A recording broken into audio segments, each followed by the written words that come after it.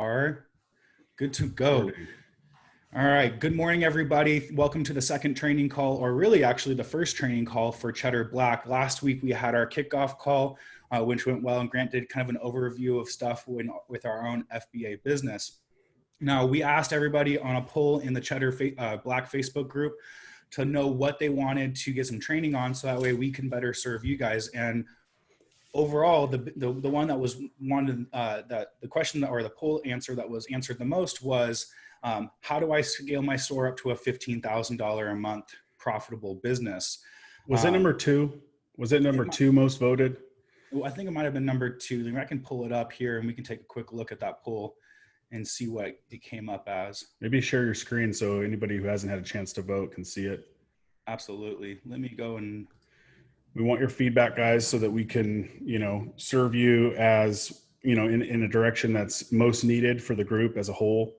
We have plenty more time for more calls as we lead into the, into the peak season. So, yeah, this was number two. The poll here, guys, is on the Cheddar Black. You might have to scroll down a little bit. But yes, it's how to scale above $15,000 a month profit. And then actually number one was OA List Ninja Strategies, which is going to be a training that I am going to be fielding a little bit more, and just kind of talking about how to source off of a list, key signs that we're looking for when it comes to Keepa data, and even giving out some tips on how to follow rabbit holes and rabbit trails down to find more profitable products using just your lead lists. And then there's other ones like repricing strategies and accounting that we'll talk on and touch on.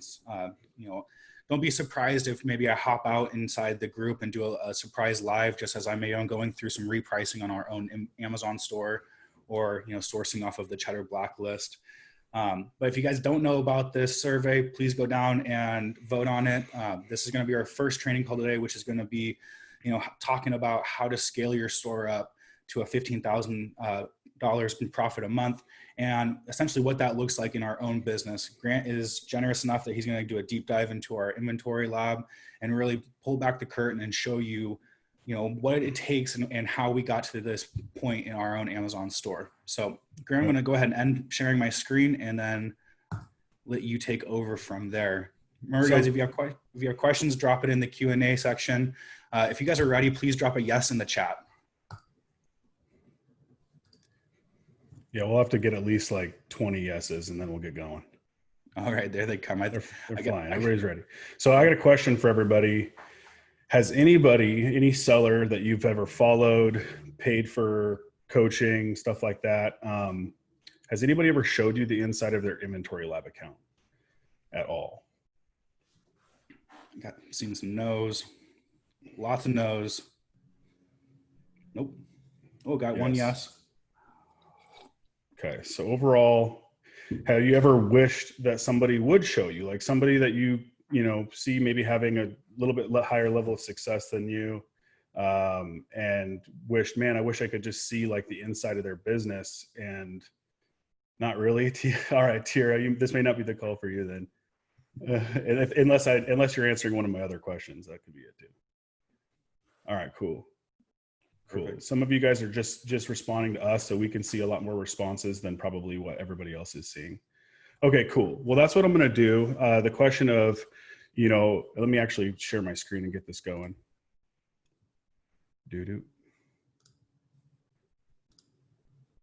All right, you guys can see my screen? Yep. Okay, cool. I'll just go into present mode. So obviously I got this question, how to scale to 15K plus in profit a month and beyond. Obviously we want to see if we can do more than that. And that's a loaded question. So the first thing I thought is, how the heck am I going to answer this question without, doing coaching and, regular calls and one-on-one consulting and everything else. So my goal with this call is just to, again, do the best I can to answer this question without, taking up too much time. Obviously we're busy in building our businesses. And so, you guys are busy as well. And so I'm going to try to give you the best picture I can of kind of the overview of what I think it takes to build a successful business and scale it up to a 15K profit.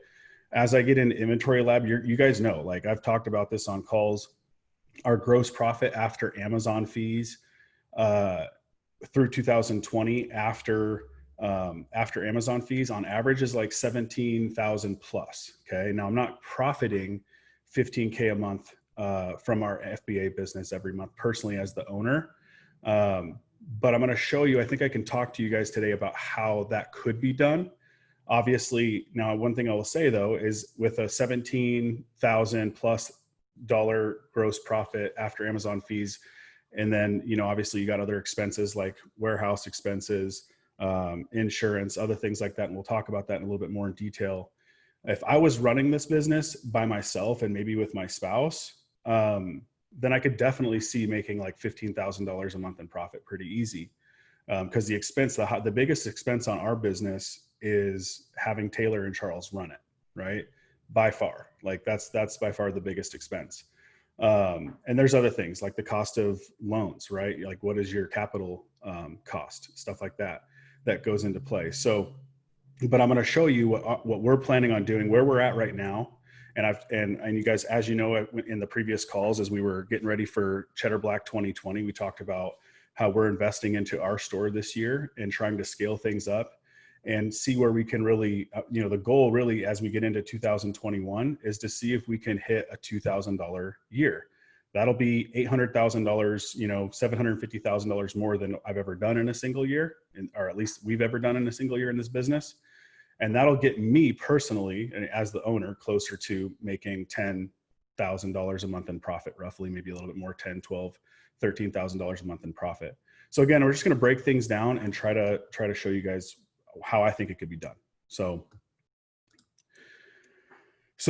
I think just as a kind of an overview, I think you need to have a 2-year plan. I think someone could come into this business and bust their hump, right? Work extremely hard, try to go full-time as soon as possible. And in 2 years, probably making about, reaching that $15,000 a month in profit, especially if you're doing most of the heavy lifting. If you start to build a team and outsource a lot of the work, then that's going to raise your expenses significantly. And, you're going to have to scale to a bigger store than what you're going to see inside of my inventory lab account. So I think the steps, and I thought about these and kind of put them in order, because I think that certain things are important to figure out first before you get into the weeds with like some of the more complicated stuff. And I think the first thing is mastering product analysis. And we'll talk about that. I have a slide for each one of these. That would be the first step. The next step would be get organized. Once you've mastered product analysis, you're buying and shipping and you're selling. All right, now how do I get my business organized? And some of these things that follow are part of that puzzle. You want to know your numbers, right? This is something in the first couple of years of my business, I had no idea how to really read my business and understand its effectiveness. And that caused mistakes. I made mistakes and made projections that were not realistic because I didn't really know my numbers yet. And it took me about 2 years to really figure it out. I'm going to try to help you guys. And that's what I've been doing over the last few weeks, is really trying to help you guys understand like how to know your true numbers and not be deceived by what you're seeing inside your systems. Strong accounting systems. This is super important. We'll go into some details. I'm actually even getting better as we speak at strong accounting systems. Over the last 2 weeks, while I was kind of preparing to talk to you guys today, I found some things in our business that I haven't been paying attention to. I guess you could say sort of neglecting. And again, I want to preface this, not because I don't care, but because I'm actively building 2 other companies, right? And a lot of me goes into those other projects. So strong accounting systems. And then I think from there, you can start to build a team. And I don't think you should start to build a team and hire people until you have these first 4 things locked down. All right, so mastering product analysis. Again, we're trying to keep it simple on these slides, and then we're going to go into more depth on this call and then on future calls. But you got to have a Seller Central Pro account. We know that, right? You got to have a pro account so that you can basically connect your inventory lab and your rev seller, your calculator, to your pro account and get data that's going to make your job faster and more efficient. We use rev seller as a calculator on our computers, right?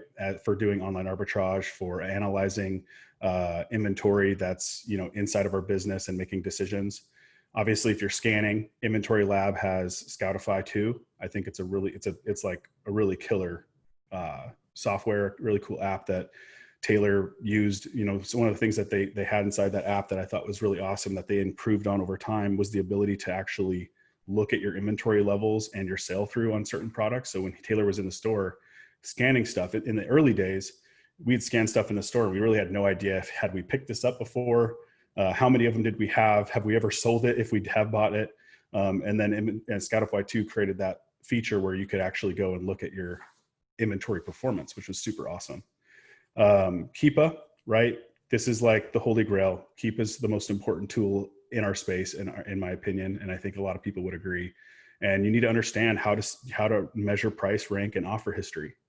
A lot of people forget or don't understand how valuable the offer count history is, especially when it comes to variations. You guys, as you know, we bought a ton of clothing and shoes over the years, and it was the offer count history that we used to measure sales velocity. And it's sort of guessing, right? Like your Keepa is an awesome tool, but it's not like going to give you super hard data. And I think, and this is something I want to make a comment on because we get this question, and maybe some people on the call will relate to this. If you're using like Jungle Scout or some of these other tools to measure sales rank for OA Cheddar leads and online arbitrage leads, and you're getting a rating of it saying like this sells 0 times a month, or you're not getting a result, it's because those tools are really designed for like wholesale and private label and high volume products to give you kind of analysis of sales per month. It's not going to give you good, accurate readings on stuff that only sells like 10, 12, 13 times a month. It's just not. It's going to tell you it doesn't sell at all. That's why you need to know how to read Keepa. You should be reading Keepa first and foremost. And then the next thing I think would be to get OA data and or start scanning, going into the stores and scanning stuff. You can scan stuff at home if you're getting started. Obviously, you guys aren't beginners, so we're not going to try to talk to you in that fashion. And then buy, ship, sell, and start building. Oh, I'm still doing that. You just hit the arrow. All right. Okay, so getting organized. I think you should have an LLC right away. There's tax benefits to it. I'm not an accountant, so take this for what it's worth. Like, I think you should have a CPA on staff, and probably a bookkeeper on staff as soon as you are in this process of getting organized and getting your business set up. Now, we are an LLC filing as an S Corp. And so part of our income, part of Ashley and I's income from our business, and I will tell you, our system is far more complicated than just an FBA system when it comes to QuickBooks and accounting for us, because I have 3 businesses, without going into detail, that are essentially threaded into one business, right? So I have 1 business and 3 businesses, three revenue streams are connected to it.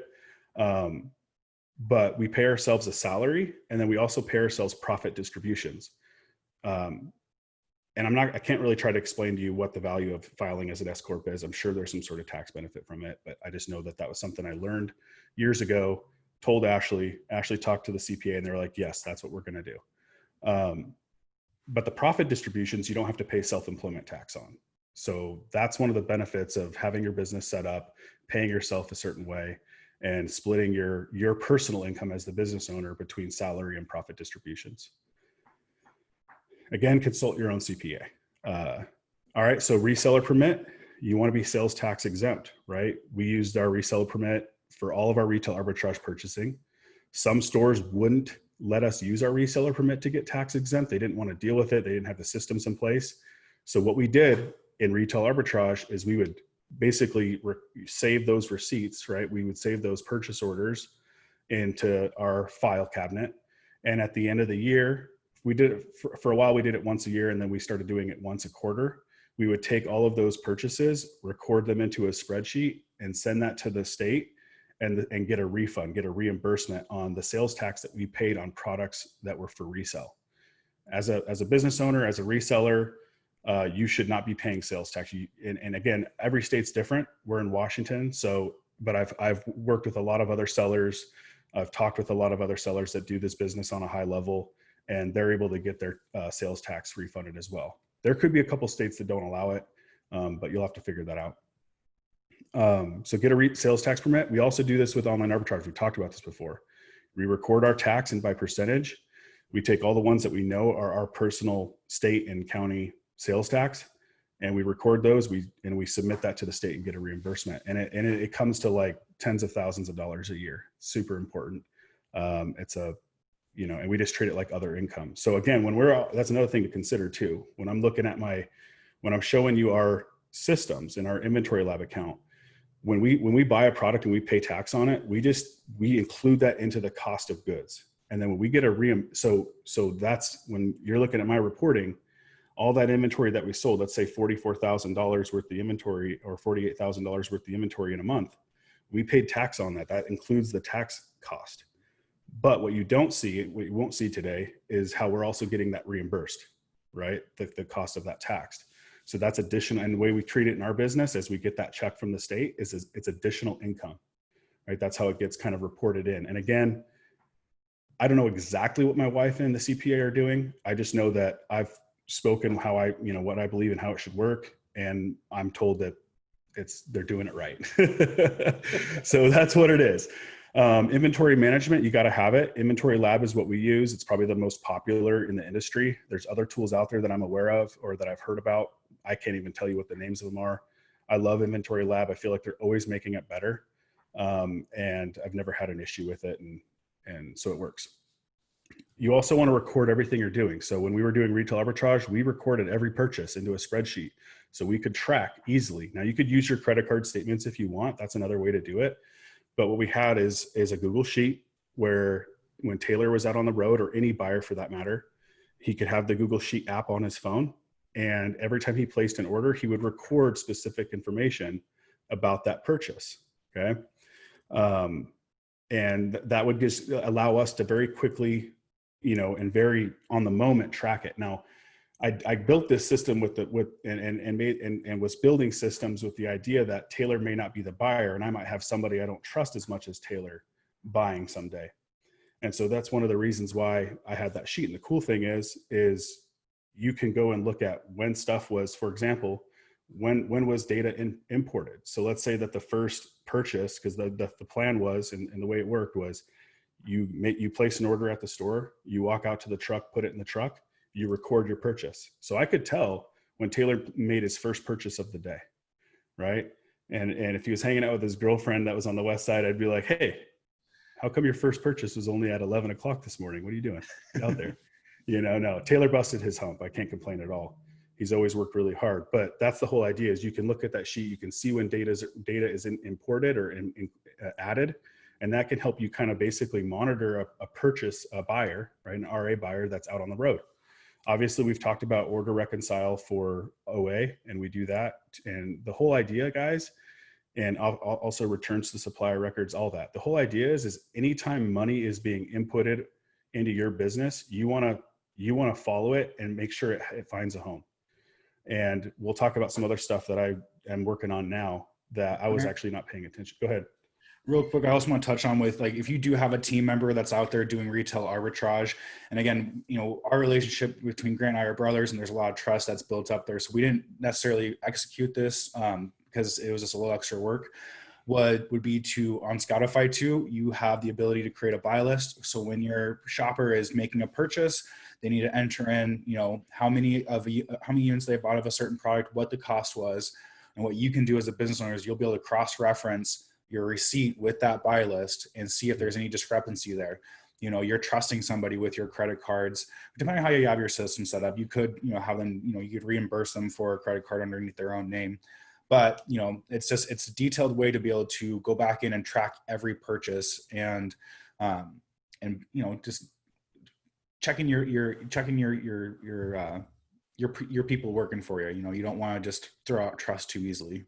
Yeah, I 100% agree. I mean, as we were building in and thought that we might really scale with retail arbitrage and hire more people, we had discussed and started planning how to put together some very detailed systems of reconciling every order by the piece. And I know, like Ralph Cochran, for example, he's a friend of ours. He does that. He has retail buyers, and he actually reconciles every order, every purchase. Granted, it's easier for him. This is one of the challenges we had, where he was going out into his local area buying and then bringing it back that day.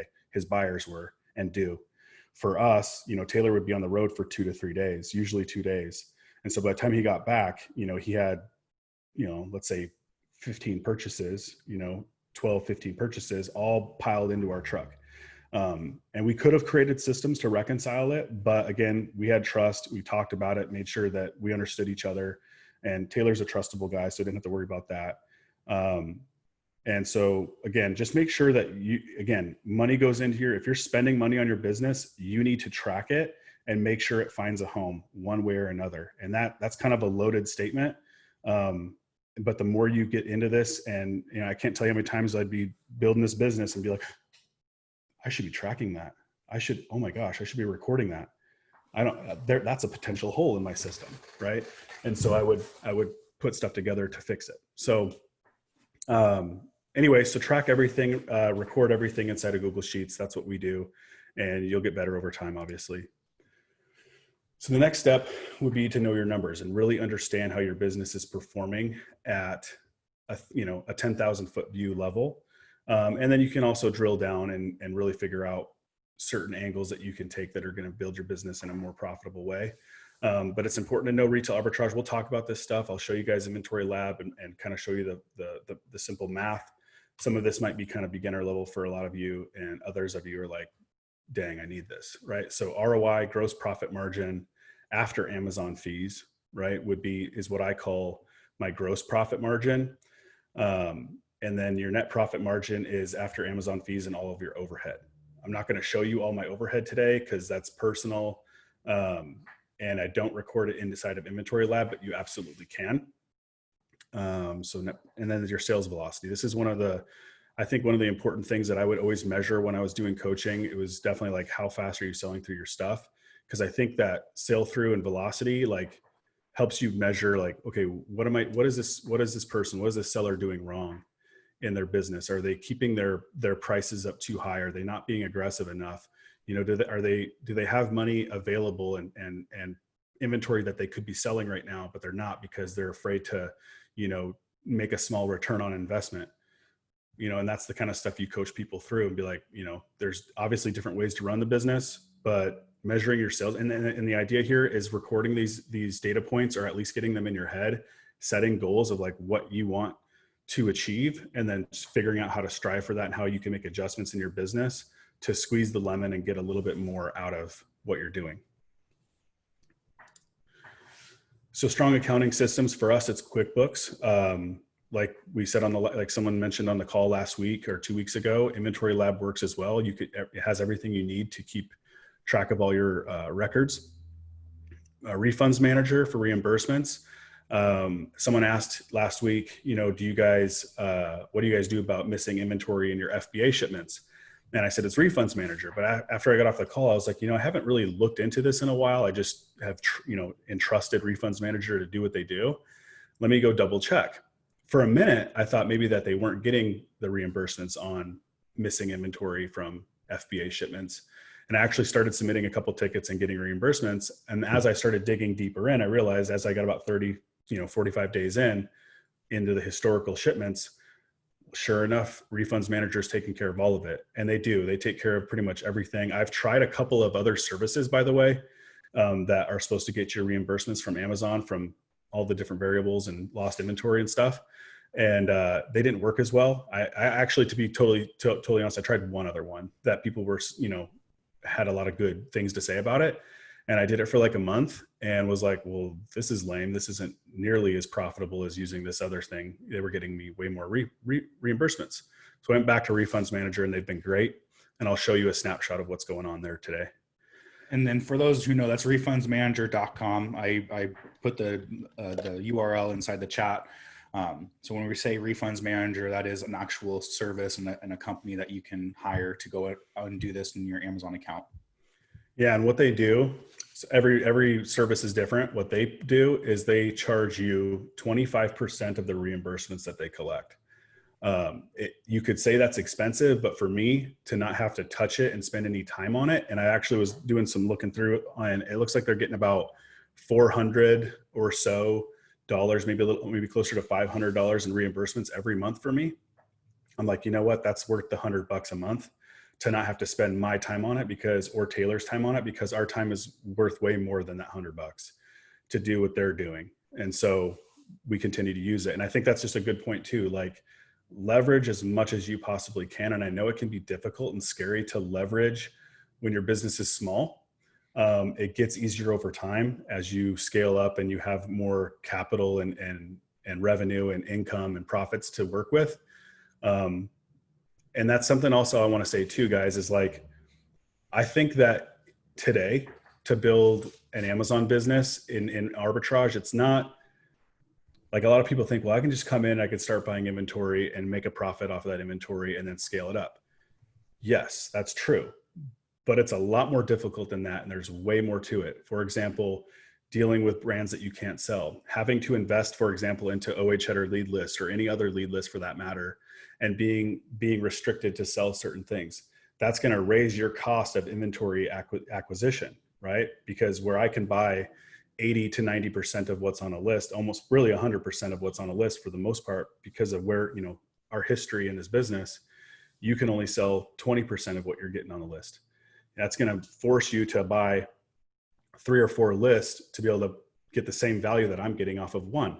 And we recognize that challenge. It is what it is. What I would say is you need to kind of get comfortable with if you're really serious about building a business. And this goes for anybody that watches this video in the future too. I realize some of you guys don't need to hear this, but I think that to come into this industry and to start doing arbitrage and maybe eventually moving into wholesale and whatnot, like at the beginning, people need to be comfortable with investing thousands, maybe a couple tens of thousands of dollars into their business to kind of get up to a point where they want to be, where they're actually enjoying it and building and scaling.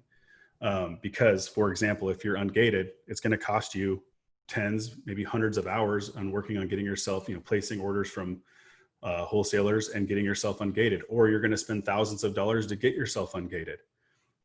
I can tell you right now, by the way, if I was to do this for the first time ever, and let's say I'm doing less than 10,000 a month in sales, and I know some of you probably are, probably the first thing I would do is I would go pay someone to get me ungated in Nike and Under Armour. And I would go hit up Marshall's, TJ Maxx, Ross, and Burlington Coat Factory. And I would buy Nike and Under Armour all day long. I'd fill my store, I'd scale, and I guarantee once you get ungated, and that's the cool thing too. Like, I've heard about people getting ungated in big brands like that. And then all of a sudden they start to scale. 2, they start to get auto ungated in other, significant brands. So I would encourage you to get comfortable with investing into your business and not getting a return on investment in the beginning. You get as much as you can, but anyway, I won't kick that horse anymore. So disposition, go ahead. Well, I was gonna say, real quick question. Do we use anybody before Refunds Manager to handle refunds and missing inventory and things like that? I tried one other service. The owner is a friend of mine, so I won't mention who it was. And I didn't like it. I didn't feel like it was effective. So Refunds Manager has been my go-to for pretty much all of it. Okay, perfect. So disposition management, you guys, I'm almost embarrassed to admit this, but this is something that I discovered last week. Okay. So as I was going through my inventory lab account, which as of late, I don't do as much as I used to, but now that I got, all of you that I want to serve and add value, I started really digging in, like, okay, what am I going to talk about? And I found this thing called disposition management. I'm like, I better look at this. Started researching and realized, oh, wow, this actually, 1, answers a question that I've had in my head that I haven't found an answer to. And 2, it's very important. And I'll talk about this in as we get into inventory lab. I'll show you what disposition management is and how I'm using it now to basically make sure that my cost of goods sold is accurate as possible. In the past, I've had our CPAs report back to that our cost of goods sold, basically when comparing our buy cost or our inventory purchases against our cost of goods sold compared to our end of year inventory, there was discrepancy. And I think there's always going to be some level of discrepancy because there's so many moving pieces and thousands of pieces of inventory that it's never going to be perfect. But that always kind of bothered me. And I think I know why, right? I think I know why that's been happening. And so they would reconcile that in our books through their, voodoo accounting tricks that I don't understand. But now I know how to get us even more accurate. And I'm going to show you what that looks like. Inventory disposal is actually a question. I got a question mark at the end of this one because I'm digging into trying to create a better removal order system for us. Cause we actually, for the last many years, we reconcile every piece of inventory that gets removed from Amazon. And it used to be pretty efficient the way we did it. But lately, like stranded inventory has been sort of weird. And it seems like we might be able to like create removal orders for inventory that has already had a removal order created for it. And so we're trying to kind of just brainstorming, trying to figure it out and researching. But then I noticed yesterday that Amazon, I thought, would not dispose my inventory, that they would put all of my unsellable inventory into unfulfillable inventory. And we're always very careful to make sure we remove it and then reconcile those removals. Come to find out, Amazon's been destroying some of my inventory, probably to the tune of a couple thousand, maybe $2,000, $3,000, $4,000 worth of inventory this year. And I'm curious if anybody else is seeing this. And two, if you're able to get reimbursements on disposed inventory. That's what I'm going to try to do, is submit tickets and say, you don't have authority, to my knowledge, you don't have authority to throw my inventory in the garbage. We're talking like pairs of shoes, just stuff that I would probably be able to sell on eBay. So Grant, we have a question on reimbursements actually. Adam Pearson asks, when I look at shipments to go to the reconcile tab, some have a discrepancy of -1 and the status says investigation complete. Shipment contents counted and confirmed. Anything to do about those? Okay, so you're talking about inside of FBA shipments. Yeah, if it says that it's complete, I saw that too, and there was no, I think if I'm understanding the question correctly, there was no ability to submit a ticket, is what I saw. And I didn't notice a lot of them. I saw like a couple when I was really digging in. The best answer I can give you is there's probably nothing you can do about it. You could try to open up a ticket on that. I don't think you'd be able to do it inside, because I actually tried inside FBA shipments, but actually open up a case through the help desk or through the support channel, provide the shipment ID and invoices of what you purchased, and proof of this is how many I purchased and this is how many I shipped in. Here's the shipments I shipped them in, and you're telling me that you didn't find it, and see if they'll give you a reimbursement. I feel like Amazon is very liberal with providing reimbursements. If you do the work to get reimbursements, they're pretty liberal. And the reason why I say that is, for example, like Refunds Manager, I was kind of surprised, they've been doing this for a couple of years and it's been working. But you know how like inside of FBA shipments, if you are able to reconcile it or ask for an investigation, they want you to provide proof of purchase. And I just go into my email, by the way, this is what, on the few that I did this last week, went into my email, found the email, the order confirmation email. I turned that into a PDF. I highlighted the product name and put a big red circle on it through my little PDF editor. And then I sent that download. And then it just explained, I shipped 3 units between 3 different shipments, please investigate. And it worked. And, but what Refunds Manager is doing, believe it or not, they don't have my proof of purchase. This is what I find interesting. They're literally sending, because you have to include a file. They're just taking a screenshot of the shipment from the time it was shipped and all of the updates right there inside of the shipment, and then that it was received. They're just sending a screenshot of that and saying, please investigate. And Amazon's giving us reimbursements or locating the inventory. I find that pretty interesting. It's working well for them. And I'm like, well, that doesn't seem to be exactly up to what Amazon's asking, but it's been working for 2 years. And until it stops working, I'll just let them continue to do what they're doing. And one of the things that we're looking at doing when it comes to removal orders too, and to prevent items from being damaged is, before we had to approve the removal order, items would get put into unfulfilled, and when we would actually request to remove it. What we're debating out and probably going to do and give it a shot is setting up automatic removals. And I'm touching on something that was in the chat where someone had inventory that was destroyed or was lost. And they talked to Amazon, and Amazon basically said, if you already had this set up for automatic removals, it could have prevented it. Mm-hmm. And so what we're debating is we're going to get all that stuff automatically removed, set it aside, and then once a month, we'll pull our removal order report and reconcile the report with the inventory we have, instead of the way we used to do it, which was, tracking every single individual removal order that we would pull out. And it's probably going to be a better system. It does delay the time, that item can be put into like an eBay store or sent back into Amazon, but probably will, essentially protect us from having items destroyed and thrown into a furnace for some reason, or Right. probably just resold on Amazon's Probably warehouse. yeah, resold for a nickel on the dollar when Right. you and I could make probably 30 to 50% back on it on eBay or something. So um, yeah, so we're looking at a better system. And by the way you find that I think is in reports, fulfillment reports, and then you go look at your removal order details and search a certain uh, time frame, and you can see, it'll say disposal or removed, and that's how you can find your disposed inventory. Which again, I was pretty surprised to find that there was inventory of mine getting thrown in the garbage apparently. So we'll figure that out. Okay, so building your team. This is I talked to my wife, Taylor, Charles, and kind of asked like, what is our input? Like, what's your average input into our business so that I can kind of give Cheddar Black an idea of kind of how much time we're putting into it.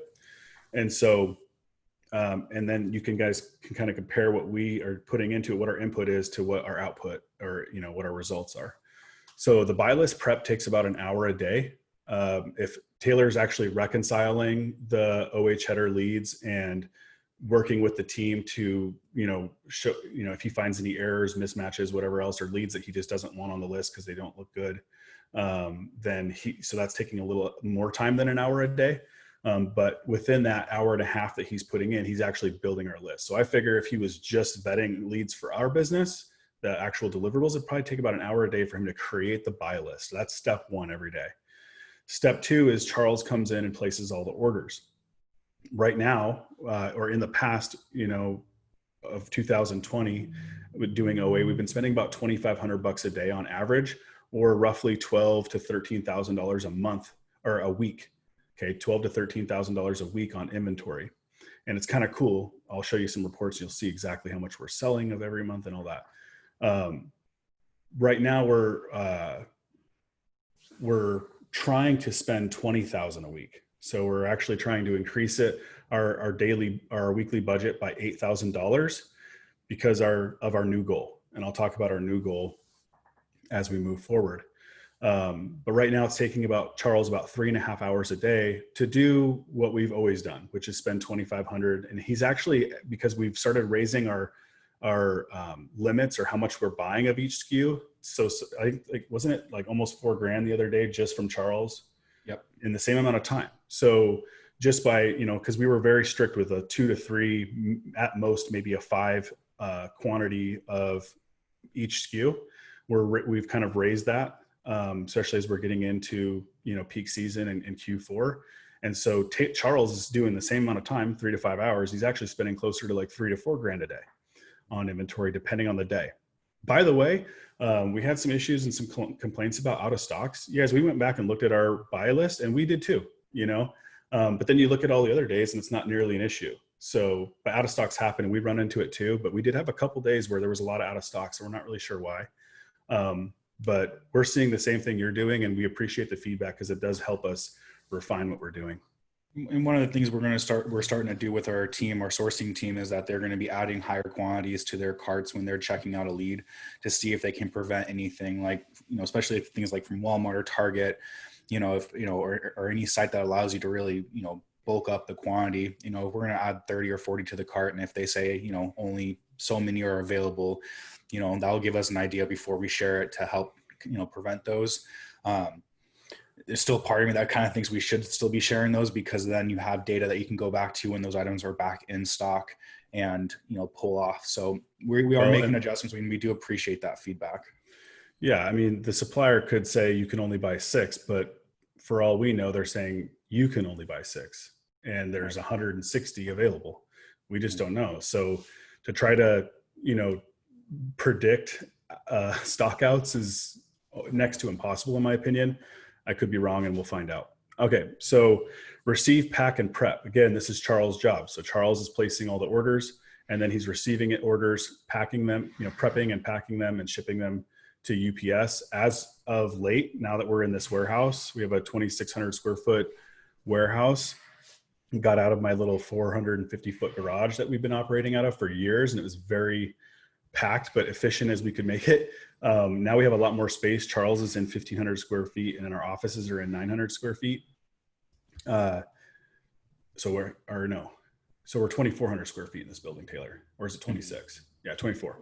So it's costing him, based on my conversations with him, it's taking him about 6.5 hours a day to ship out everything that we're shipping out. So Charles, he's working 9 to 10 hours a day, about 50 hours a week. So he's getting overtime to do all of the ordering and shipping it all out. And as we continue to scale and kind of work towards our goal of selling 2 million a year, there might be some adjustments, and I might have to maybe hire my sister to place orders for that 3.5 hours to open Charles' schedule up so that he can keep up with shipping. We'll see how it goes.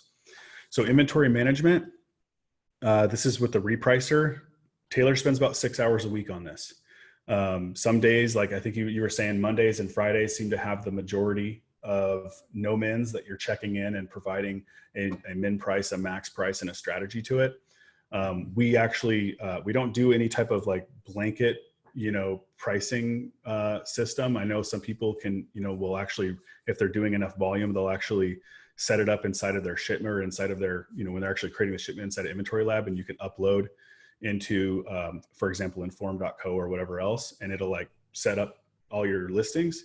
We like to actually open up each listing, look at Keepa, research it. We have the price, the cost in the SKU, and then set the parameters up based on Keepa on each individual lead. It doesn't take that long, and I feel like it just helps us be super analytical and accurate with our pricing setup.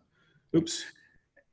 And you guys, when you see these hours per day and the scale on there, for those of you who might be doing larger numbers and you're thinking like, okay, that just seems like less time, be aware that, the shipping, Charles is a shipping wizard. I couldn't go in and do what Charles does in shipping in the time that he does. I've tried doing it. It takes me much longer. He's trained, he's been doing this for 4.5 years now.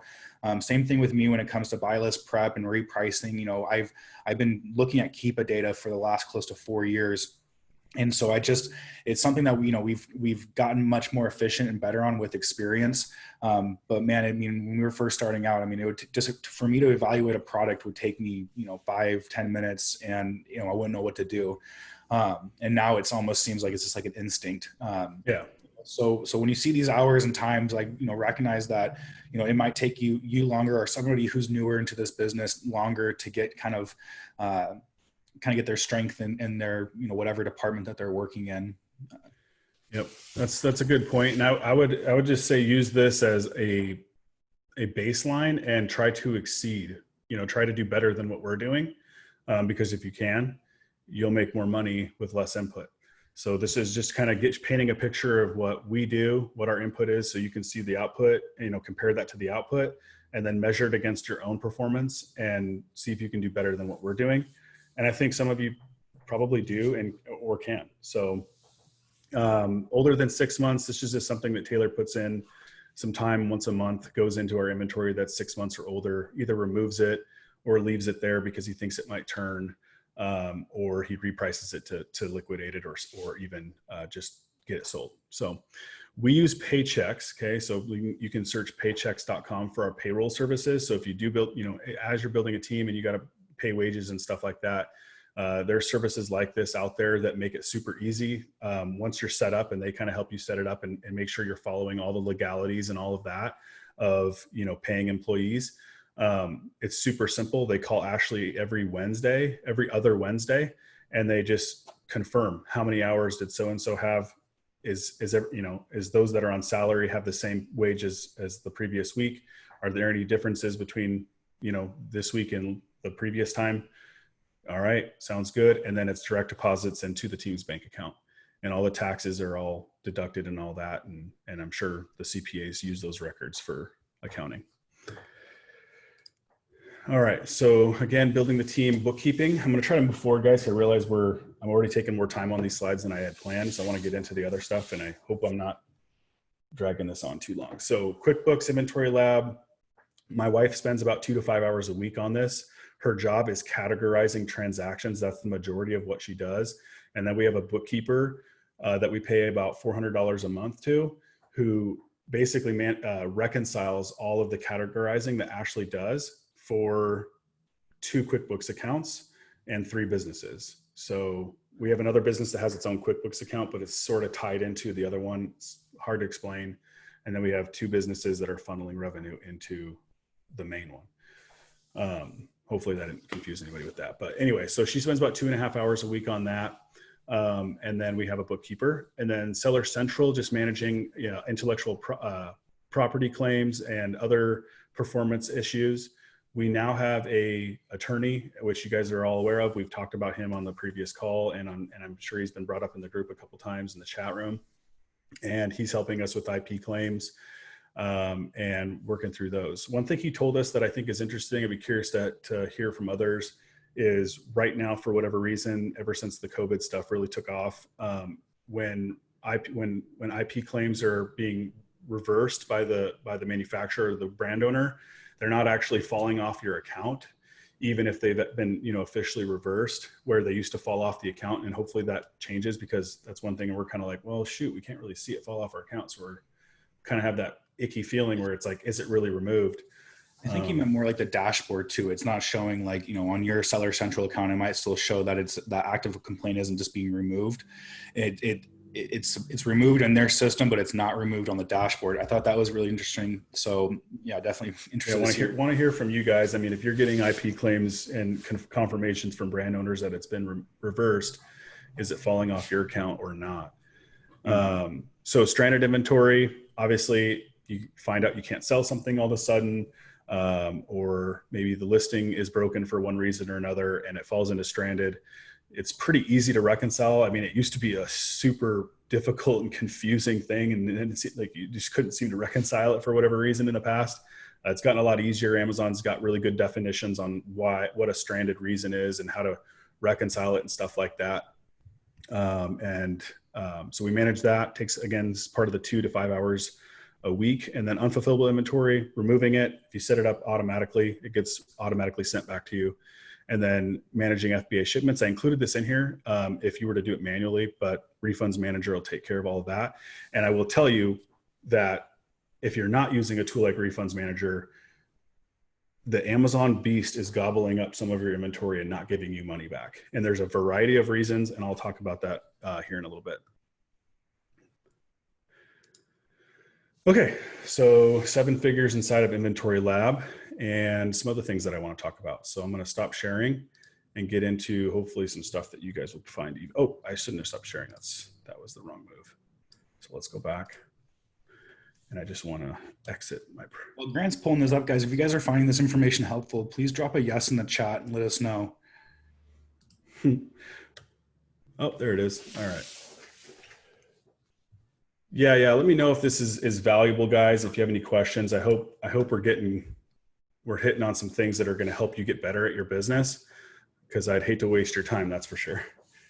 And then guys, I'm responding to some questions in the chat, but again, if you can, if you put it in the Q&A, that's a lot easier for me to be able to ask Grant live on the video, especially as he goes into his Inventory Lab account.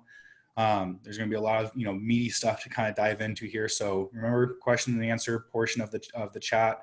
If you go down, to the bottom of the screen for Zoom, you can see where it says Q&A. You can ask your questions there. Okay, so when we talk about getting organized and building a team, something that I have done in the past and we do have in our business is some standard operating procedures.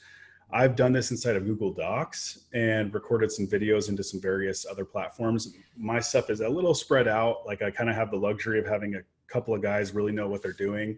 But this is something I'm going to look into. This is a friend of mine that I highly respect. He's built a company and sold it for 8 figures and then turned around and built this thing called Outsource School. He has this tool that I'm really excited to try. I think it was already on it, but the simple SOP, it looks really relatively inexpensive to try it out. And he has a free trial as well. But my understanding is this is like where he has like systems in place and training in place to help you basically build standard operating procedures that you can put into place and then assign to, new hires, virtual assistants, whatever else. He has a lot of value in here. He has the insider thing where there's a bunch more stuff that he offers, including the SOP stuff, but a bunch of different things here. So this is stuff you can look into if you want to get really down and dirty and build out a system, and also hence the name Outsource School. Start outsourcing your business to maybe if you want to hire some people in the Philippines or other countries to help you build your business. This is probably, if you don't know how to outsource and you don't know how to build standard operating procedures, my opinion is this is where I would start. And as soon as I free up some time, this is something I'm going to be digging into. You know, we had a question too that, because I knew we were in touch on this about, hey, I'm ready to start hiring my first employee. How do I train them? Where do I put them at? Where do I start? You need to understand your business and know where you need, you want someone to take over. For us, like the shipping department was probably the easiest one to, hire somebody and start them. That was really what, Charles started there, and he was the first employee that Grant ever hired. And so, yeah, you need to make sure your SOPs are good. You need to also be hands-on and, and do some training and help them understand, what you're expecting from them and clearly express that. And then once they get, the handle of it, you can essentially send them off and let them do their own. And you can just track their work. If you're shipping and receiving, you can check to see how much they're putting out every single day and sending into FBA. A buyer and an order is another easy part of your business that you can outsource. People are asking about our buy list. It's simply we just copy the line from our lead list. We add it to another Google sheet. And then on the column to the right, I'll just put a quantity of how much I want Charles to order. So I'm doing the analysis, and all he has to do is come in and place the orders. That's another simple part of your business that you can outsource very easily. This would be good for somebody that you trust. Again, you're trusting them with your credit card and your information. So, again, it works for us because we're all family, but a trusted friend. And you want to make sure you reconcile your purchases as well. Last webinar, we shared our template of how we reconcile each of our purchases. So you can make sure you're tracking that with your business credit card, that the total that you're owing at the end of the month equals the amount that it was spent. So those are some easy areas to outsource in. When we're talking about virtual assistants, things like stranded inventory or inventory management, or even possibly repricing. I wouldn't ever want to give up my repricing. I want to be in control of that, but those are areas that you can have a virtual assistant come in. And then as far as with pay and stuff, you have to determine that in your own state. In Washington State, we have a pretty high minimum wage. But also Charles is invaluable. So, we pay him and myself, we pay pretty well. And that's just because we love we love him. Well, I love me, I guess, but Grant loves me really more than anything. But we pay, more than we should for a shipper and a prepper. But right. Charles has been, since day one, has been with Grant. He's been in the trenches, there's way more to it. But for a shipper, minimum wage to a little above minimum wage, depending on the hire you got. It's a pretty easy, it's not an easy job necessarily, but it's not technically difficult. It's just a matter of, following a process. Yeah. Charles gets paid well, and I don't want to replace him. So I think that's another way to look at it too, is how badly do you not want to have to find someone else to do that job? And you need to be talking to your people, make sure they're happy and that they're meeting their goals and their life goals and stuff like that. Because if you're not paying any attention, you could lose your one of your greatest assets. And one thing I would tell you as far as outsourcing, the first thing I thought of is like in hiring people. If you can't write your process down in writing, as like literally write a book about what you do, then you probably shouldn't hire somebody yet, unless they're smarter than you, right? And maybe, I feel like if you don't have a standard operating procedure, if you don't have your process in writing, and I've done this, right? When in the early part, like they need to be updated because stuff has changed over the years and Charles' job has evolved. But in the beginning, I had his job written down and printed off in my garage. Here's every step you need to execute every day and in the order that it needs to be executed. And what you can do if you don't want to write is at the very least record a video and create steps, step 1 through etc. And if you can do that and you understand what you're doing to that level, then I think you're in a position to start outsourcing. But if you haven't mastered what you're doing, then you're probably not ready. So, and that comes with a territory too, because there are times when you think you have it handled, and then you find out later that you were missing something. But anyway, our goal is to hopefully help you not make too many mistakes too late into your career and kind of get everything figured out early on. So anyway, moving on to, this is Refunds Manager. I wanted to show you guys what this has looked like. So from what I can tell, we started in November of 2018. And so about 2 years, not quite even, let's see, all of 19, yeah, not even quite 2 years. And they've pulled back $31,577 in reimbursements. So it's well over 16, maybe $17,000 a year that they're able to recoup for us. So pretty good stuff. Just a quick point. I don't know if gift cards is really a viable strategy anymore, because unless there's a source out there for credit gift cards that is equitable, or you have to contact these suppliers and tell them that you want to buy bulk.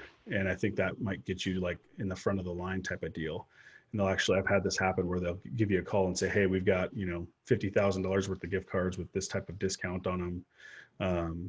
What do you want to do? But we did this very heavily in 2017 and a little bit into 2018. And then we kind of just stopped doing it. I'm not exactly sure why, other than it just, I don't know. Maybe it might've been because the gift cards weren't profitable anymore. So, but the idea here is, at the very least, is just showing you guys how detailed I think you want to be when you're building your business. This is like when I was buying these gift cards and recording, what's the value of the gift card I'm making or buying? What's the cost of that gift card? How much should I save by using this gift card, or additional income am I going to earn? Right. And then I reconcile it out. Like you can see here, I had to get a refund because some gift cards didn't work. So we were very careful to record everything we were doing on these. Right. And make sure that we were making sure we were getting all of our money or all of our value out of our gift cards. It's just one example. I'll move on because it's kind of old news. Again, if you're recording inside of Inventory Lab, you can use those reports to get this information, or your QuickBooks, but this is just something that I have Charles do, record everything that he purchases for the warehouse, right? We average about $500, a little over $500 a week or a month on boxes, packing material, poly bags, rubber gloves, as you can see, undo, our sticker removal, stuff like that. So again, I brought a couple of these out. We have a ton of spreadsheets that we record stuff on and use for different processes, but these are just a couple examples of stuff that we record. And I would just encourage you to record as much as possible. Okay. Now we're getting into like the meat and potatoes of our business. I'm gonna have to move this out of the way somehow. I got this thing in my way here. Let me see if I can bring it over there.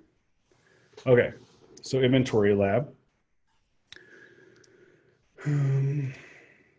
And while you're pulling that up, I'm going to answer this question. I got an anonymous question asked: what do you do when you need help, but your cash flow is maxed out in order to grow?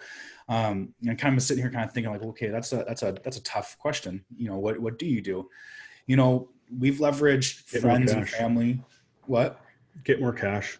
I mean, I don't know what else. I don't know how else to answer that question. I mean, if you're maxed out on cash flow, and it's an interesting question, because you don't have capital, but you need help. So I'm thinking, well, what do you need help with, right? If you don't have capital to buy inventory and ship inventory in, then what is it you need help with, right? Because they should be spending your money and shipping it into Amazon and reconciling your system. So I would, before we move on and spend too much time on that question, my answer is you get more money. And that's what I've had to do in the past. It's scary. It's hard. It's nerve wracking, and so that you can put more cash to work. And if I'm not answering the question or not understanding the question properly, you can respond to that. We can go into a little more detail. Okay, let's move on, because we're an hour in, and I want to see if we can crush this out within less than an hour at the very longest. So inventory, FBA inventory, I'm just going to kind of walk you through our system, show you what we got. So our in-stock buy cost is $60,000 currently as of today. The total sales value is $1,200. I'm going to talk about these, and then I'm going to kind of show you how I use these numbers to get some data and some information from the business and really get a health check on the business. But before I do that, I'll just go through a couple of things. I'm just going to work my way to the right here, just to kind of keep it straightforward. So these are all important reports when you're doing certain activities. Here's where you can put in your other income. So if you got income from eBay or income from any other marketplace or any other business that you want to somehow, include into your inventory lab reporting and your profit and loss and stuff, you can include it right here. It's pretty simple. I'm not going to show you how to do it. They got videos on and documentation in the support system here on how to do, not the support, resources, all this stuff. There's tons of stuff in here to answer all your questions about how inventory lab works. Other expenses. So this is where you could include any, warehouse expenses, cost of insurance, your payroll expenses. I mean, the list goes on and on. You can include that in there, and that's going to reconcile in your profit and loss and show you what your net profit is after FBA expenses and then all of the other expenses or overhead in your business. Now, this is the thing I wanted to talk about real quick, is disposition management. This is like super important. At least it is in my business, and it might be for you as well. Okay, so when you remove inventory, I went in here and looked at this and I was like, what in the hell's going on here? What is this thing? And some of you are probably laughing because you're like, well, Doug or Ant, of course you need to be managing your disposition, inventory, but you're an idiot and didn't do it. So as we're removing stuff and getting stuff back out of Amazon, whether it was in stranded inventory, sold to a customer and got damaged and became unfulfillable inventory, or we bring it in, for example, sometimes we buy shoes, guys, from like Famous Footwear. It's not super common, but they come without the original box, and we're like, well, we're not going to play that game and ship that into FBA. So we'll turn around and just list it on eBay, get as much of our money back as we can and move on, right, with our lives. And so it works out pretty good. So as far as that though, so if you got inventory that's gone into the FBA system using, for example, a tool like Inventory Lab, and it has a cost of goods attached to it, right, then that cost of goods is following that inventory item all the way through the system. Let's say that it sells to a customer, right? And Amazon receives it. And Amazon says, this is unsellable, right? Or it sells to the customer and the customer returns it. And then Amazon receives that piece of inventory, goes, oh, this is unsellable, and goes into your unfulfillable inventory. And then you remove it, and then you check it out and you're like, well, Amazon said this was unsellable, but it still looks like it's in brand new condition. I'm going to send it back into Amazon. Okay, if that's the case, it's going to have a disposition of unsellable because Amazon determined it was unsellable before you brought it back to your facility. If you determine that it's sellable and you're going to ship it back in, you want to ship it back in on the same SKU, same buy cost, everything the same, and send it back to the FBA. But before you do that, you have to come in here and call it sellable. And that'll remove this. So if I were to do this right now, see how the buy cost adjusted went to 0? Okay, if I bring it back to unfulfillable, now my system is accounting for that cost of goods. So if that inventory was unsellable on FBA, right? Let's say that you had to throw it in the garbage. You're like, this thing's trashed, it's garbage. Okay, well then it's unsellable and you have the right disposition on it. Or for us, right, we like to take unsellable on FBA inventory if it's not going to go in the trash and put it into our eBay system. Well, then I got to make sure that my Amazon system has accounted for that cost of goods sold, because the way I'm going to treat it, am treating it, and the way I'm going to treat it moving forward is that inventory that goes into eBay is essentially donated. It has a 0 cost of goods because it's already been reconciled over here, right? So if it goes into my eBay store, and I'm actually having to go back and like reconcile all this out because when I realized we weren't doing it right, and I got to come in here and make sure that it's marked as unsellable. It goes into the eBay store. Now, basically my FBA business donated that inventory to my eBay store.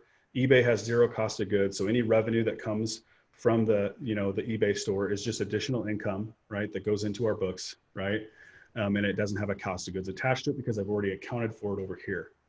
And you could be more detailed and come up with a more precise way to do this and actually, say, I'm going to put this on eBay, mark it as sellable, put it into your eBay store, wait for it to sell on eBay, then come back and mark it as unsellable once it's sold. That's another way you could do it.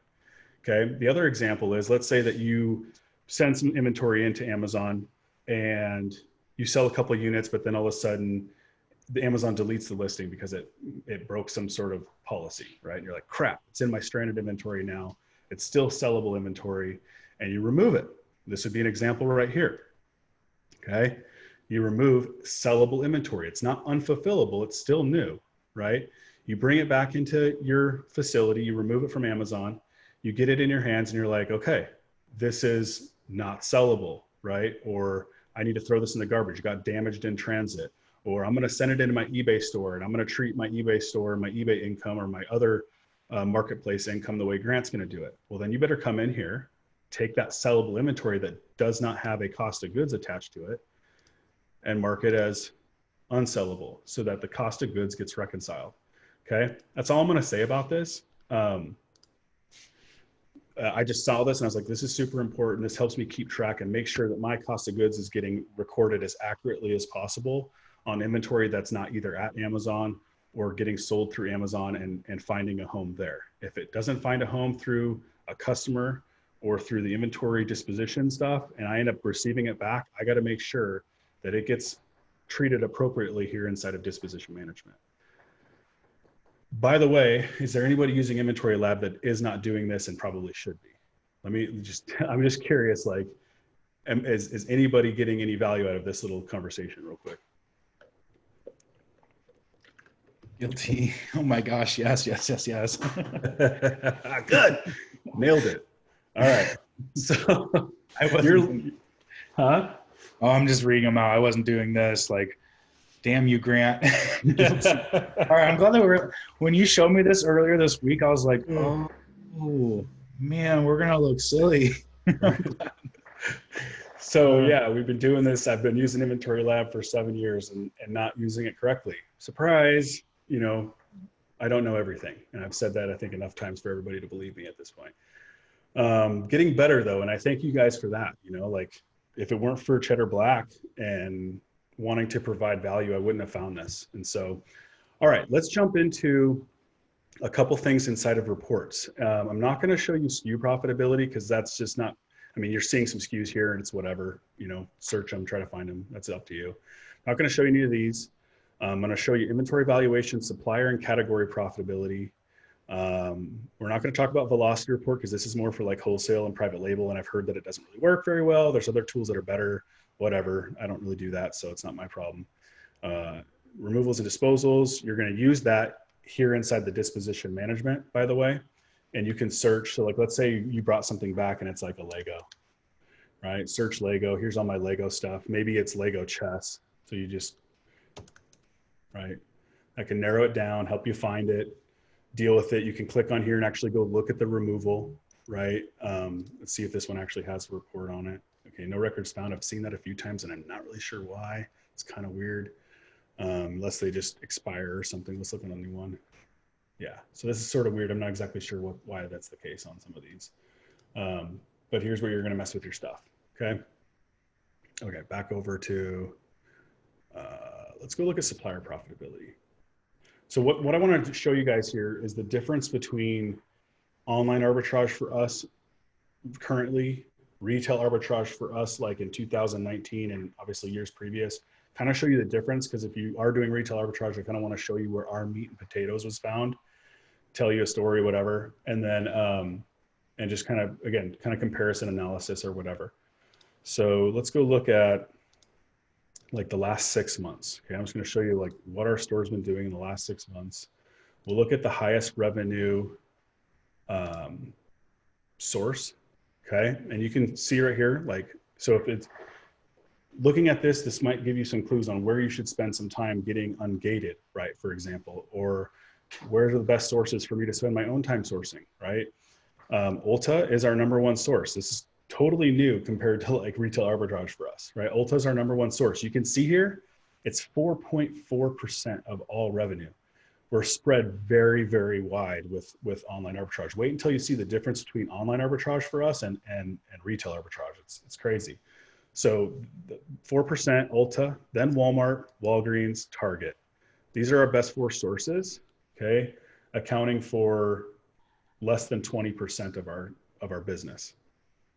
Then Clinique, and I'm not gonna go through all these. You guys can come back and watch the recording and kind of see where we're focusing, okay? Obviously, this is also kind of determined on what's being delivered inside of Cheddar lists, right? Because that's what we're sourcing solely, exclusively Cheddar lists. And so this is where the bulk of our leads are being found.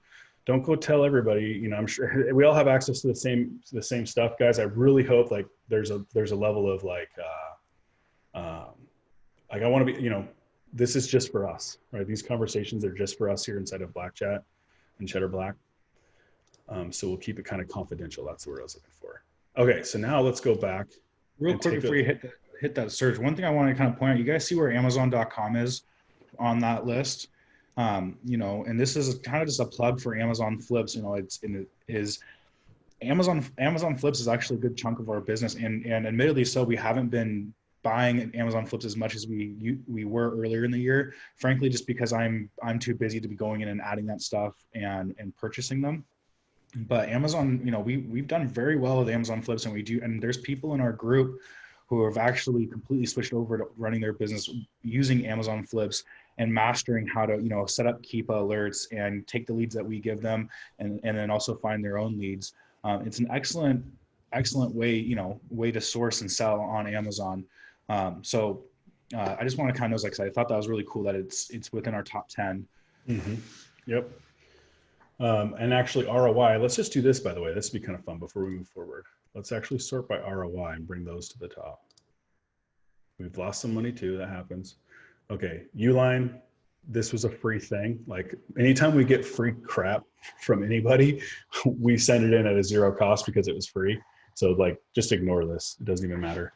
But here's our highest ROI, right? Very, very interestingly enough, like our best ROI stuff is like by far what we've spent the least amount of money on. So that's kind of interesting. Let's actually look by profit. It's best profit. Ignore this. That's something else. So yeah, still selling some Marshall stuff from last year. Interestingly enough, you know, 2% of our sales is from stuff we bought in 2018. Okie dokie. All right, let's move on to last year. You like that okie dokie, Taylor? I did. Okay, let's go look at like. I'm going to knock out some questions while you're setting that up. I know you're using Inventory Lab since it is only supporting Amazon. How do you track your inventory outside of Amazon? We primarily sell on Amazon, and then eBay is kind of like our liquidation site, yard sale, you know, on steroids type source. And we have been tracking recently our eBay store, and we just take the inventory that, you know, is unsellable, and we just bring it over when we create the listing, and we just track it in a sheet. But we're not selling on Walmart or any other third-party seller type site. And then talking about the disposition inventory grant, if returns from Amazon, then you mark as unsellable, then you sell on eBay and you market that as other income. So yes, but it just doesn't. Yes, exactly. But it doesn't have since you've already accounted for the cost of goods inside your, you know, from inside of your Inventory Lab account or your, you know, the cost of goods that you have attached to that SKU inside of Inventory Lab, then that cost of goods sold has already been accounted for. So the way we're treating it is that we're essentially donating that inventory to the eBay store, and any revenue that comes from eBay after eBay takes their fees and stuff and the shipping cost, all that revenue is just additional income that we can tack back onto our business, right? Yeah. So. And then do you set up your Inventory Lab to match your chart of accounts? I wasn't quite sure if that was worded correctly. Do you set up your Inventory Lab to match your chart of accounts? I don't know how to answer that question because I don't understand it really. So the answer may be no, because I don't understand the question. When you reconcile. When I reconcile what exactly? To QuickBooks. Thank you for asking more questions and answering the things I should be asking. You know who you are. I don't. So we use, the only thing that I think our CPAs are getting from Inventory Lab, and I don't know if this is going to answer the question or not, but is going to be our cost of goods sold at the end of the year from the profit and loss report, and our end of year inventory valuation. Right? You have to record how much inventory, like they already have how much inventory purchases we've made and what that amount was, because it's the credit cards are connected to QuickBooks, and then Ashley's categorizing each transaction to inventory or something else. But we have one credit card that we use for inventory, period. Right. So it's super simple for her. So they're tracking that throughout the year. At the end of the year, and this is something that everybody should know, on December 31st, you want to go get your inventory valuation from your business, and you have to record that every year, because your CPA will use those two numbers. They'll use your inventory valuation at the end of the previous year and compare that to your inventory valuation in stock, the stuff you haven't sold yet, to the current year that you're filing taxes for, and somehow compare that against your cost of inventory, your inventory purchases. Okay, not your cost of inventory, but your inventory purchases. So the only thing we're getting out of here is cost of goods sold at the end of the year, and whatever the inventory valuation is at the end of the day on December 31st. And then QuickBooks is where we track everything really down, all the overhead expenses, all subscriptions, things like that. Mm-hmm. And then last question. So let's say you have not been using the disposition management. Where would you start? Okay, so what I did is I went into because again, the only other channel I have, and there's no way I'm getting it perfect, but the only other channel I have to sell products is through eBay. Well, that's connected to PayPal. So the way I figured I could pull the information was going into PayPal, removing or extracting all of my eBay. Basically, I had to extract all my transactions and then I import that report, that export into a Google Drive, and then categorize all of those transactions by the stuff that was eBay related. And then I basically went through and title searched everything that we sold on eBay in 2020. Obviously, I'm not going to mess with 2019 and 2018 because it's been reconciled at the best of the CPA's ability. So just 2020. And I basically would go in there, I'd keyword search whatever the title was to the thing that we sold on eBay, try to find it in my inventory disposition, come up with a match, and then adjust it if I needed to. So I either recorded that I adjusted it, I recorded that I confirmed that it was already accurate, or it was not found. I wasn't able to match something that sold on eBay to something that was inside of my inventory disposition management. And I'm probably going to go back. I'm still in the middle of this, so I'm probably going to go back and look at all the unfound and see if I can find them somewhere by just digging in. It might be that we received inventory from a supplier and decided just to stick it on eBay. Because that's the other thing too. Like if I buy inventory from a source, right, then that's a cost. I got that inventory purchase recorded, and then I decide to sell it on another platform and it never goes into my eBay system or inside of my FBA system, then I got to make sure that cost of goods sold gets recorded somewhere. So I'm actually in the process of creating a very efficient reconciling system to make sure cost of goods sold is accurate between basically with the eBay store, whether it relates to the FBA store or not. When I get it nailed down, I'll show you. I'll promise you that. Okay. So ask again, and especially if it's just one of you that really cares, right? Like send me a private message, be like, Grant, when you figure it out, I want you to do a call with me and just spend like 30 minutes showing me how you're doing it. Or I can do a call for everybody, whatever. So we get the question, oh my gosh, can we just blow it off and if we missed it this year? Oh, well. Yeah. You can. If you have a good CPA, and I think, I've heard this said before, like the most expensive person per hour or expensive team member you should have is your CPA. And your CPA should be able to pay for themselves just in making sure that you're not overpaying in taxes. You're paying as little as possible in federal taxes as possible. So go get a really good CPA, and also accounting. We will go understand what they're teaching in there, because that's where we kind of started and discovered QuickBooks and how to run all that. And then go find a really good CPA that's, And Accounting You Will Go is a Facebook group that was started by Gay Lisby, and this is it's not Gay Lisby. I can't remember her name all of a sudden. But Accounting We Will Go is a great place to start. That was actually one of our questions: is which accounts do you use? How can I find somebody that's not going to eat up all my money? And this is where I thought would be the best place. This is it right here. Anna Hill. And she's got a free course right here. This is like your, uh,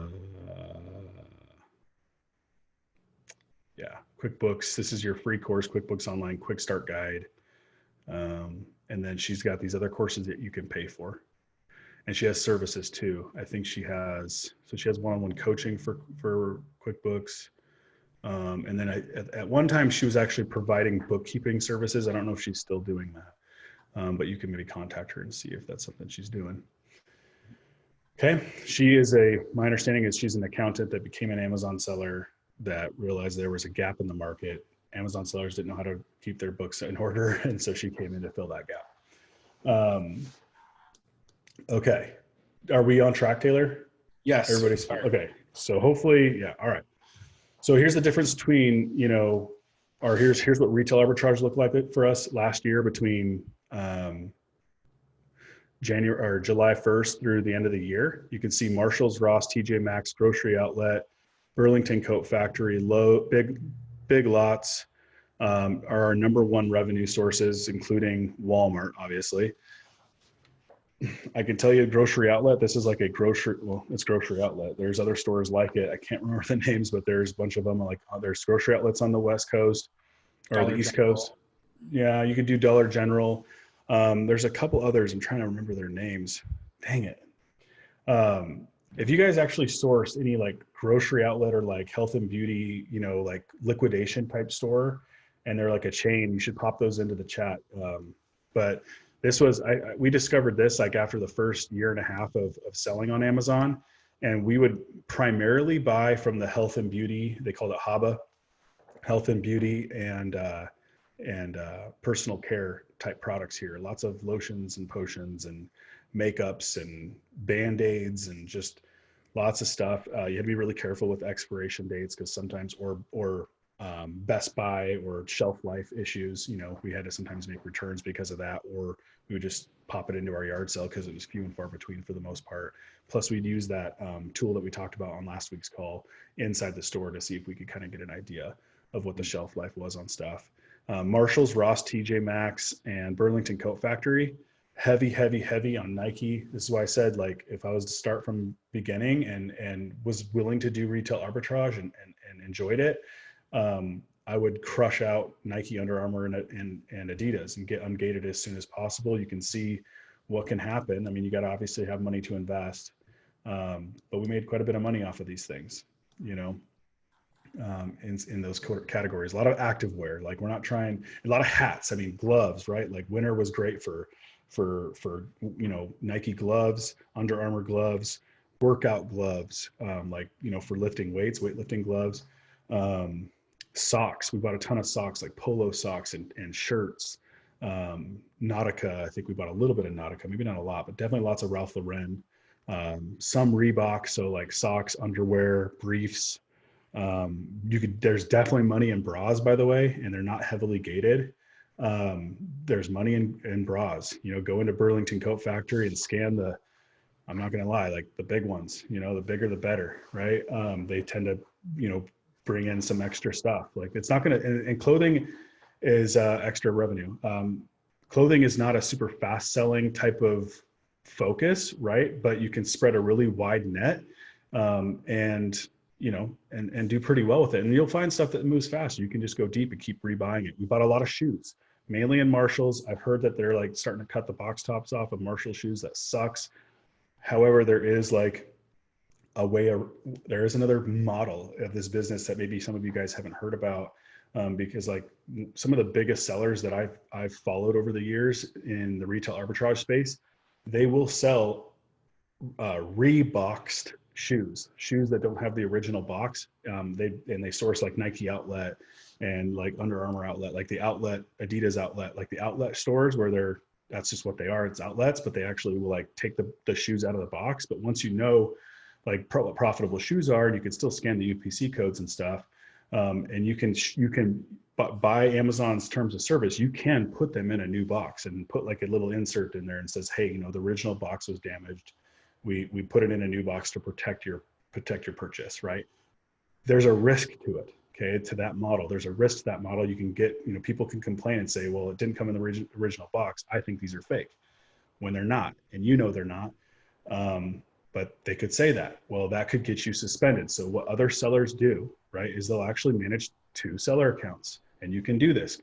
If you're going to open up a second seller account, by the way, contact Amazon, have them give you written permission, and save that somewhere, right? So that if you ever did get suspended because you had 2 accounts, you could say, you guys gave me permission to have 2 accounts. Now, one thing you can never do, if you're the sole owner of 2 accounts, you can never sell the same thing between 2 different accounts.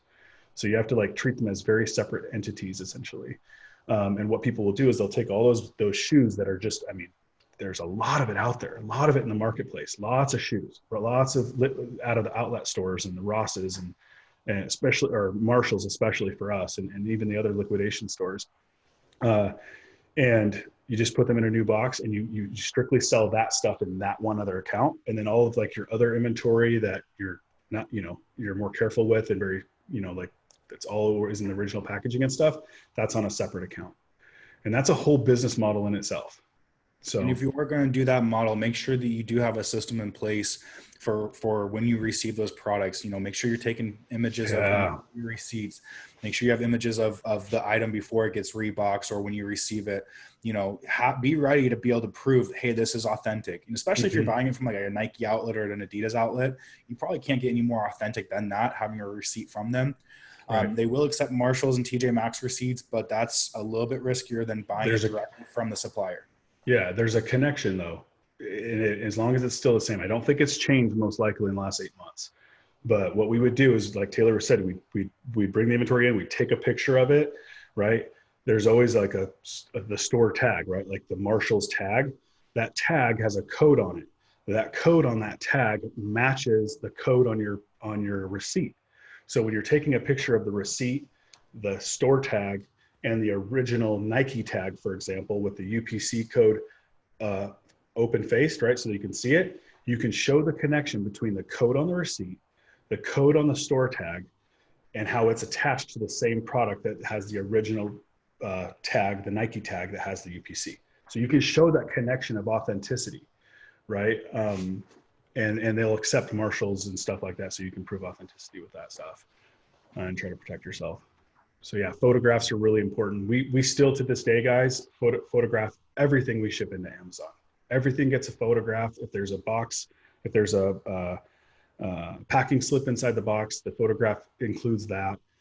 We take a picture, make sure we have a picture of the whole thing. If it's a pair of shoes, for example, we take the shoes out of the box, set them on top of the box with the UPC code facing forward, take a picture of that, then zoom up, take another picture that's of a closer shot of the UPC code. If you're taking clear photos, they can zoom in and look at the UPC code anyway, but we always take a closer shot too, just to have that extra shot. So anyway, big business with clothing and shoes. And items like Nike and things like that, you can get ungated in some of them. I think we have a question here, pretty sure Nike is based off of seller metrics now. You might not be able to pay to get that ungated. That's interesting. It's been a long time since we've had to look about that or look into that. So yes, Nike could very well be based off of seller metrics, which again, is that what this person is saying? I just confirm. Can you not pay to get ungated? The question is, can you get ungated in those brands? I have seen that Nike, for instance, is only ungated by seller metrics. Okay. So very well could be based off of seller metrics, and that, just encouragement for anybody who's having a problem with gated. Sell what you can sell and sell more of it, and keep, just grinding and pushing. It will open up. And when it does open up, celebrate and then, attack it, Yeah, we did well with toys. We always would buy toys at these stores as well. Always looking for toys. Liquidations.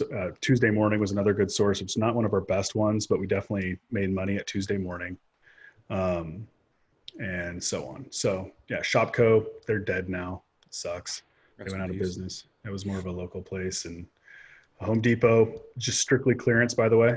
Home Depot and Lowe's, it's just clearance. Now they have little pods of clearance, but every once, we'd usually kind of walk down the aisles, especially if it's an aisle with electronics and stuff, because that's where you're going to make decent little money. And you find these crazy little nuggets of $50 to $80 returns. And so, focus on the clearance sections of these stores, but don't be afraid to like take a look, because that store, that particular store that you're at, might sprinkle clearance in throughout the aisles too. You just kind of have to, or it doesn't make it to the end cap for whatever reason. Big Lots, toys, health and personal care, mainly those. I would say mainly those. There's grocery there, but I will give you a pro tip with Home Depot, especially on their clearance tags. There's the focus on the number at the end of the price.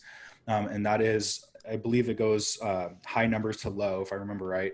And I think 3 is the last discount that they will do. So if the price ends in a 3, it means that that's the lowest that they're going to mark it down before they either destroy or donate those items. I've been able to negotiate. I negotiated a deal on like 1,500 packs of light bulbs or something crazy like that. Yep. And I got them all for $1 a piece, and they were selling for, anywhere from $13 to $20 for a pack of plastic LED light bulbs, low risk of them breaking and shipping. And that was just because I knew that tagging system, or the way that they price. I heard it from an employee, kind of got, overheard it or something. I was able to negotiate a deal with the store manager, because it was either they're going to pay to ship all these out and donate them for free, or he could sell them all right now to me for like $1, $1.50 a piece. Yep. And we sold, heck, I go buy a U-Haul trailer just to bring them back home. Full of lights, dude. Yeah, I forgot about the light bulbs. That was crazy. That was a lot of light bulbs. It was just nuts.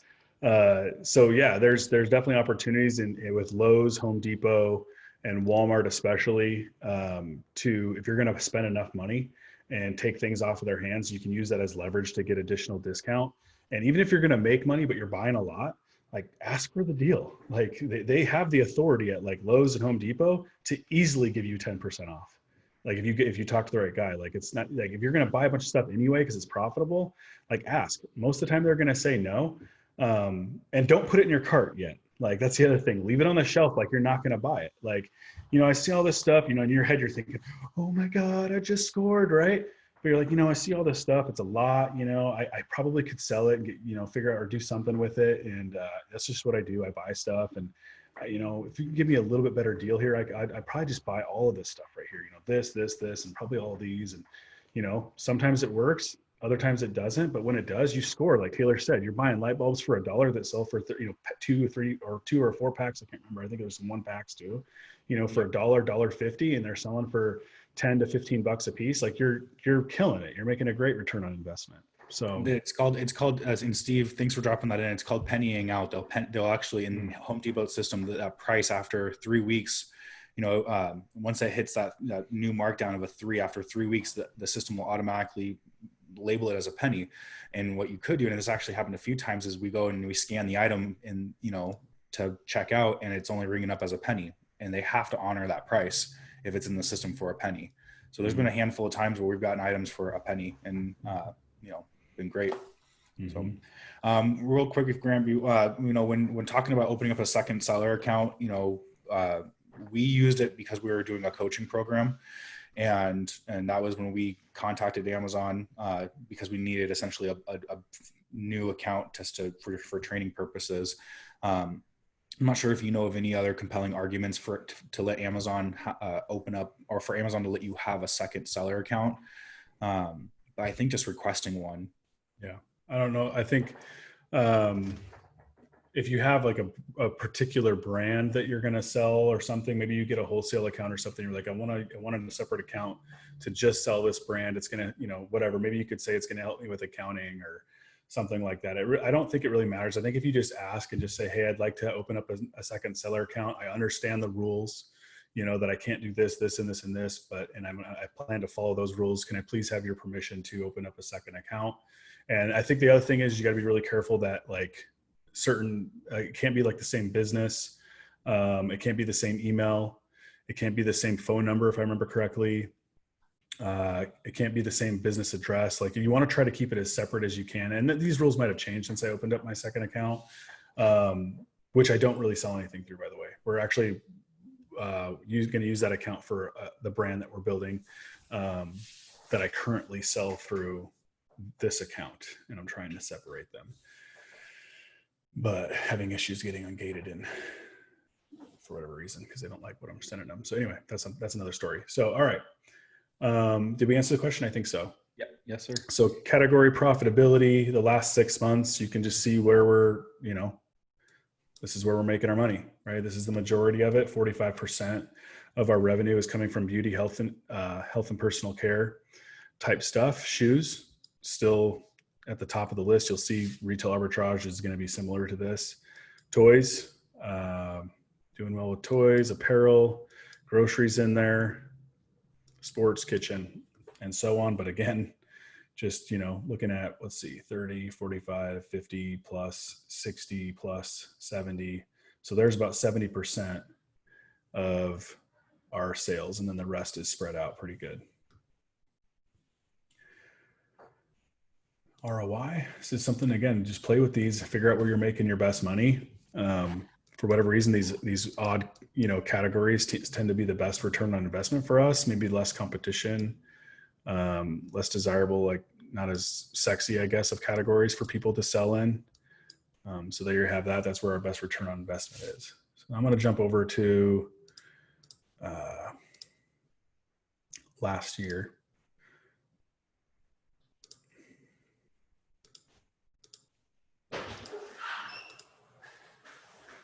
And we did do some online arbitrage last year.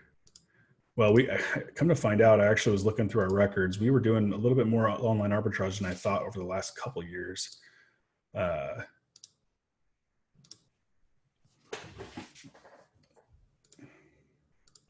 Mixed in with our RA, but just not nearly as much. Okay, so retail arbitrage, this is the primary focus back in 2019 and years previous. Apparel, like we've talked about, activewear, right? Shirts, pants, shorts, tank tops, workout gloves, shoes, number 2. So this is your price off stores: Marshalls, TJ Maxx, Ross, Burlington. Burlington can be kind of tough to source at because what was it, Taylor? With toys, it's hard to source toys because they cover up the UPC codes. Yeah, you gotta get those long fingernails and get used to scratching them off. You do find good things at Burlington for toys, but yes, sadly they cover up their UPCs more often than not, or they'll even try blacking it out with a Sharpie. Yeah, buy a lot of toys from all of the price off stores, like I said on the previous files or previous spreadsheet or whatever. We even bought, one thing that Taylor figured out was buying toys from Walmart throughout this year at full price retail. They're in there. Taylor, you could talk a little bit about just the kind of stuff you were finding. Cause I thought that was one thing I never did until Taylor just started coming back with stuff that he paid full price for from the Walmart toy aisles. And I was like, we can do that during Q4, but what's got going on here? And he's like, no, dude, there's profitable stuff in here. And so, you're talking about, usually it's like those small like type toys, like for kids, like usually around like the $3-4, like the mysterious packs, the mystery packs, those usually might bring in a better ROI. Really, one of the best things that we ever did. Yeah, one of the best things we ever did in our business when it came to projecting for Q4 and understanding toys in particular is I spent about a week and I scanned every item in a Walmart. Maybe it might have been 2 weeks. I tried to scan pretty much every item in every department. And, I sat there and I broke it up by the toys, and I'll just go every single item I'd scan using the Scoutify 2 app. And, if it was making like $1 or $2 in profit, before peak season, I would investigate it and look at what the Keepa history was. But there's a lot of stuff that pulled out, from Walmart. And you guys see this with online arbitrage. There's full price items on Walmart that are converting very well on Amazon. But don't be afraid to go into the toy aisle, get some comfy shoes on, put some headphones in, and just get ready to scan your heart out. And you'll start to see trends and things that picked up.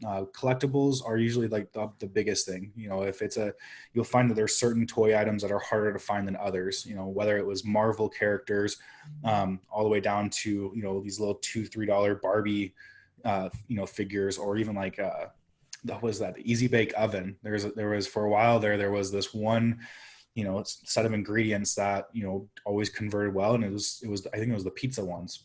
Don't know why, but harder to find than maybe the cupcakes and the cookies and all the desserts.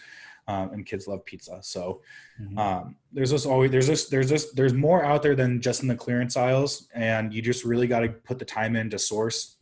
Uh, and we can talk about that more in like later trainings and things like that, Grant. Mhm. Mhm.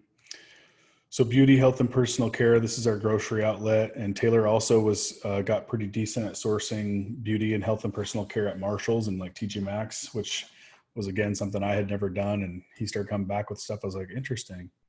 Here's our video games. This is actually it's a good one right here. Actually, video games is a good category where we would go in and see bucket loads of video games on clearance at Walmart, and you can make deals. You can make deals. You can offer to buy a ton of video games. And I think I don't know how many times, and it didn't happen often, but every once in a while, they'd give you an extra 50% off on all the clearance in the electronics department, and so you can make money with that. The key thing Anyway. that you're looking for is that they have an abundance of something.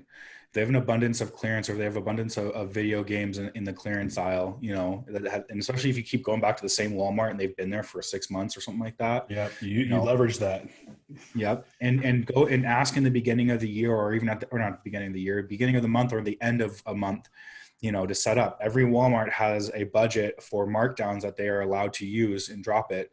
So if you talk to a store manager at the end of the month and say, hey, I'm willing to come in and I'll buy, all of this, I'll clear you out. They might take that budget and just give it to you in the form of a 50% off discount. But you have to give them roughly an idea of how much you think you're going to spend, because that's going to relate to how much budget they have and what they're available to do.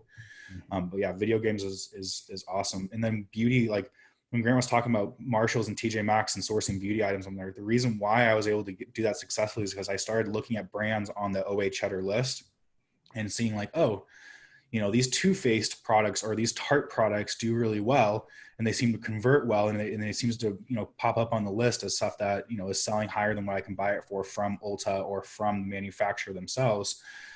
When I go to Marshalls, I'm looking for those brands now, which saved me time on having to scan a bunch of baloney basically. Mm-hmm. Mm-hmm. Yeah, sometimes you just hit a dry spell and you just scan and scan and scan, and it gets frustrating. But okay, so I think we hit on both of these pretty good. Now I want to hit on inventory valuation real quick. This is kind of cool. So like when you're looking at your business right now, and you can also look at snapshots of like, well, what did I, I'm looking at my profit and loss or looking at my sales 6 months ago. What did I have in my store that created that result?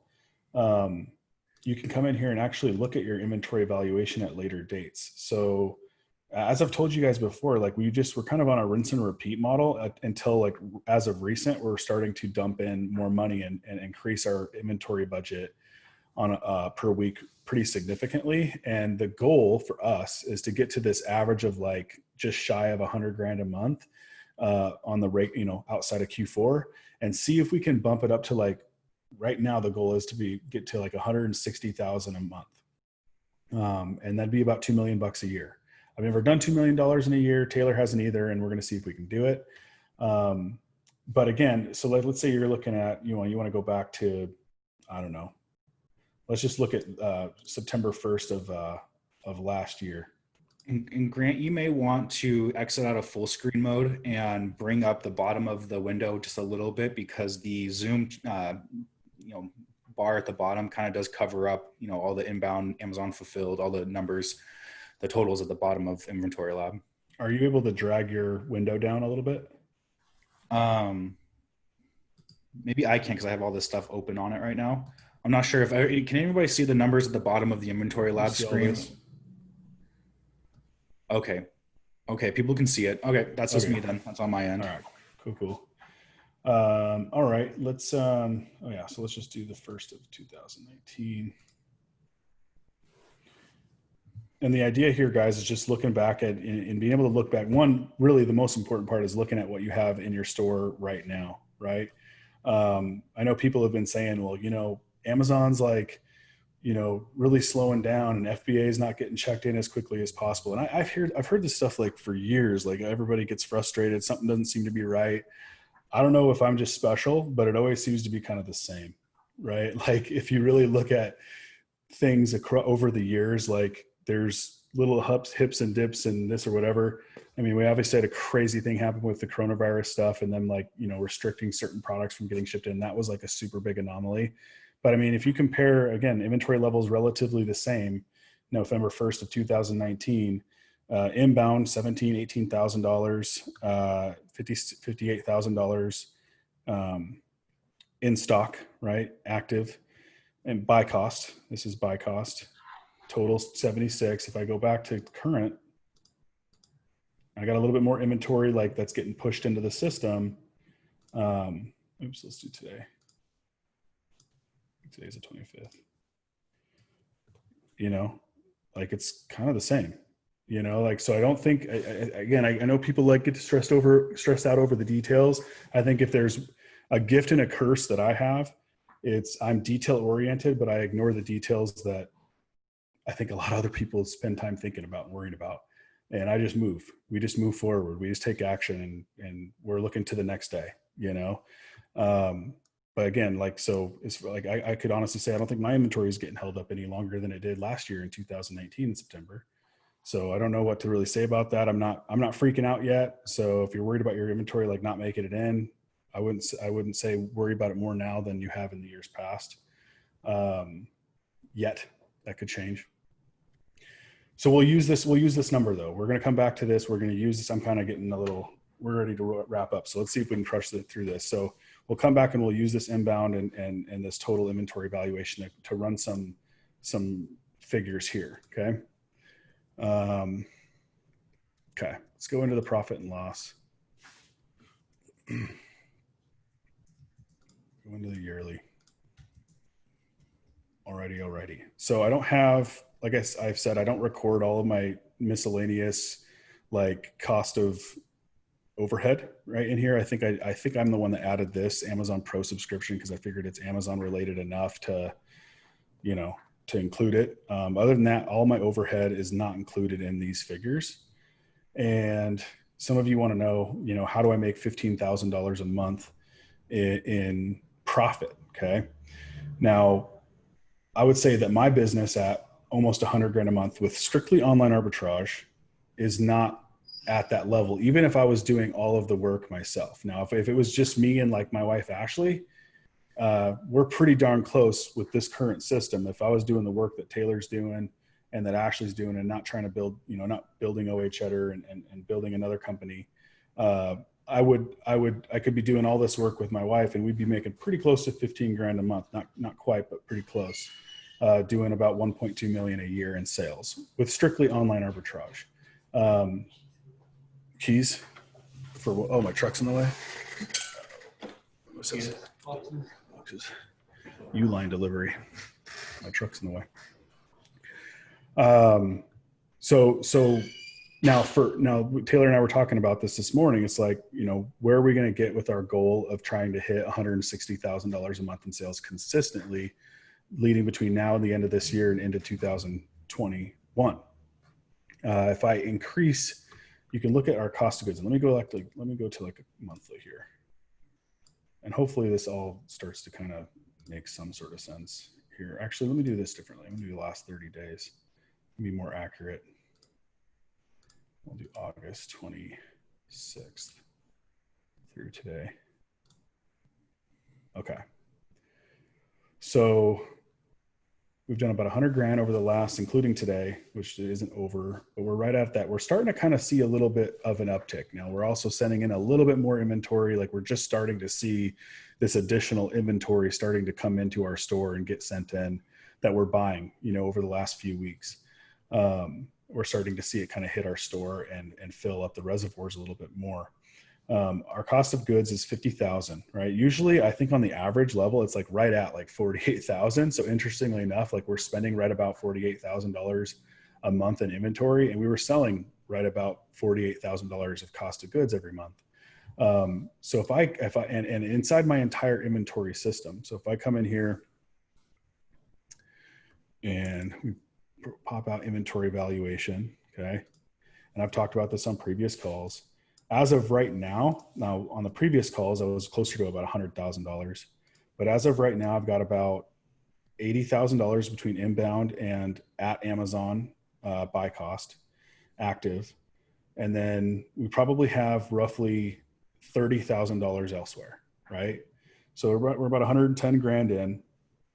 All year in 2020 was like 100 grand between these figures.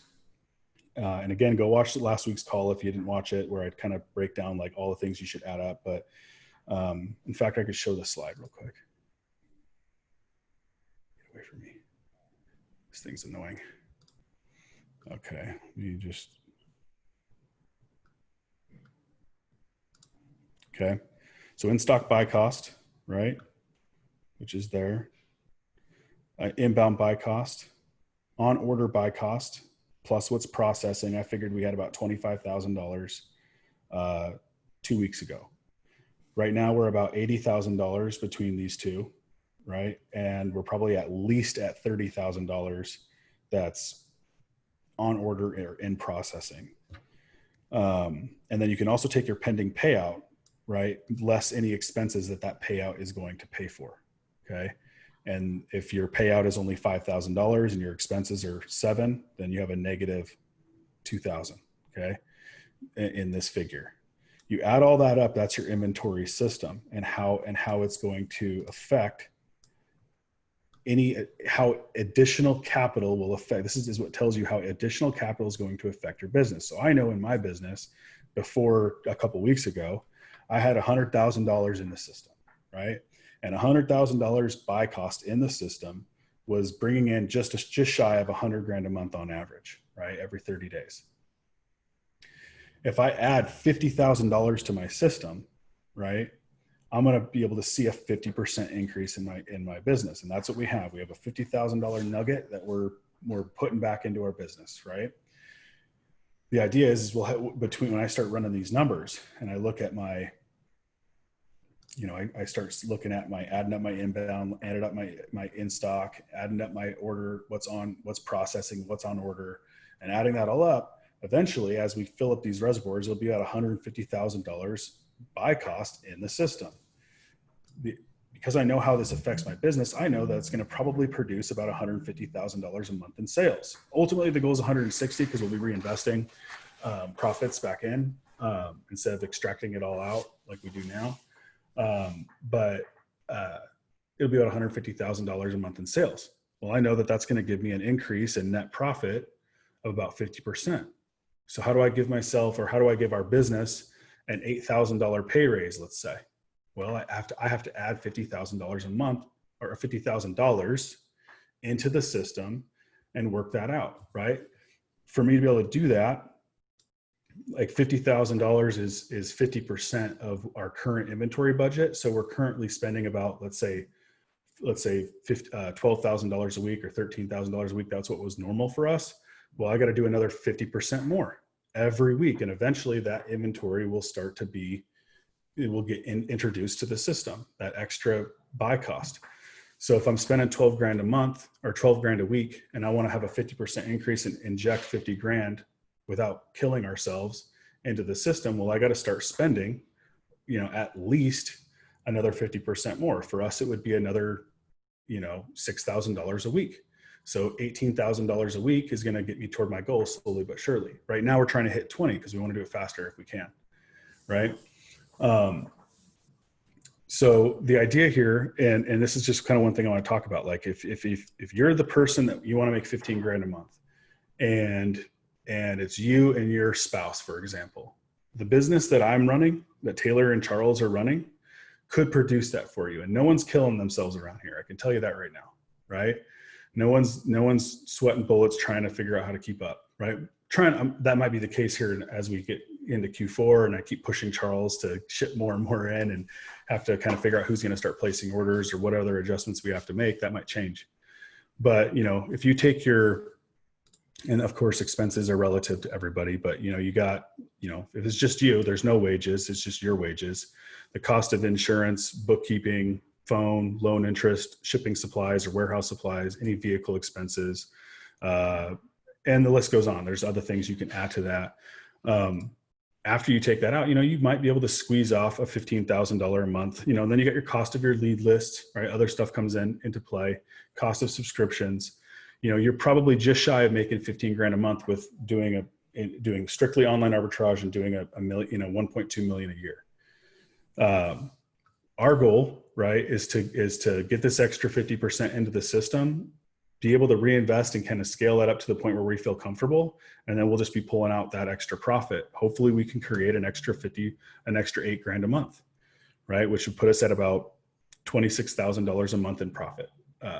$26,000 a month in profit. And I can tell you if we do that, and I don't have to hire, and I don't increase my expenses significantly by hiring someone to help Charles or hiring my sister to place orders, which is probably what we would do. We'd probably hire someone like my sister to place orders for us, right? Charles would be strictly shipping. That extra person is not going to cost me a lot of money, and I can give our business, right, an $8,000 gross pay raise, right? And then I'm starting to, and I can do what I want with that money, right?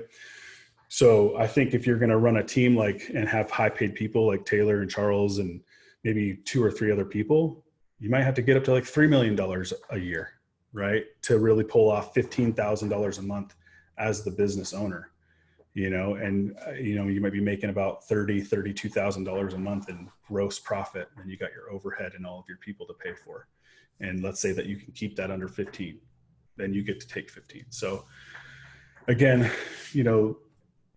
I hope this is kind of helping you wrap your mind around this picture. You can also digress from what I'm doing, right? Like, what does $50,000 a month in sales look like, right? So let's take it down to like something where some of you might be at, like not at this level with a team and whatever. And you don't have a full-time capabilities. You're able to, a weekend warrior, an evening warrior, right? After work.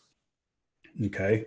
If you want to do $50,000 a month in sales with just online arbitrage and make about $8,000 a month before your overhead, and maybe make a nice, $60,000 a year, just you and maybe your wife helping on occasion, or your spouse, your husband, you might need to spend about $25,000 a month on inventory. Break that down, $6,000, about $6,000 a week.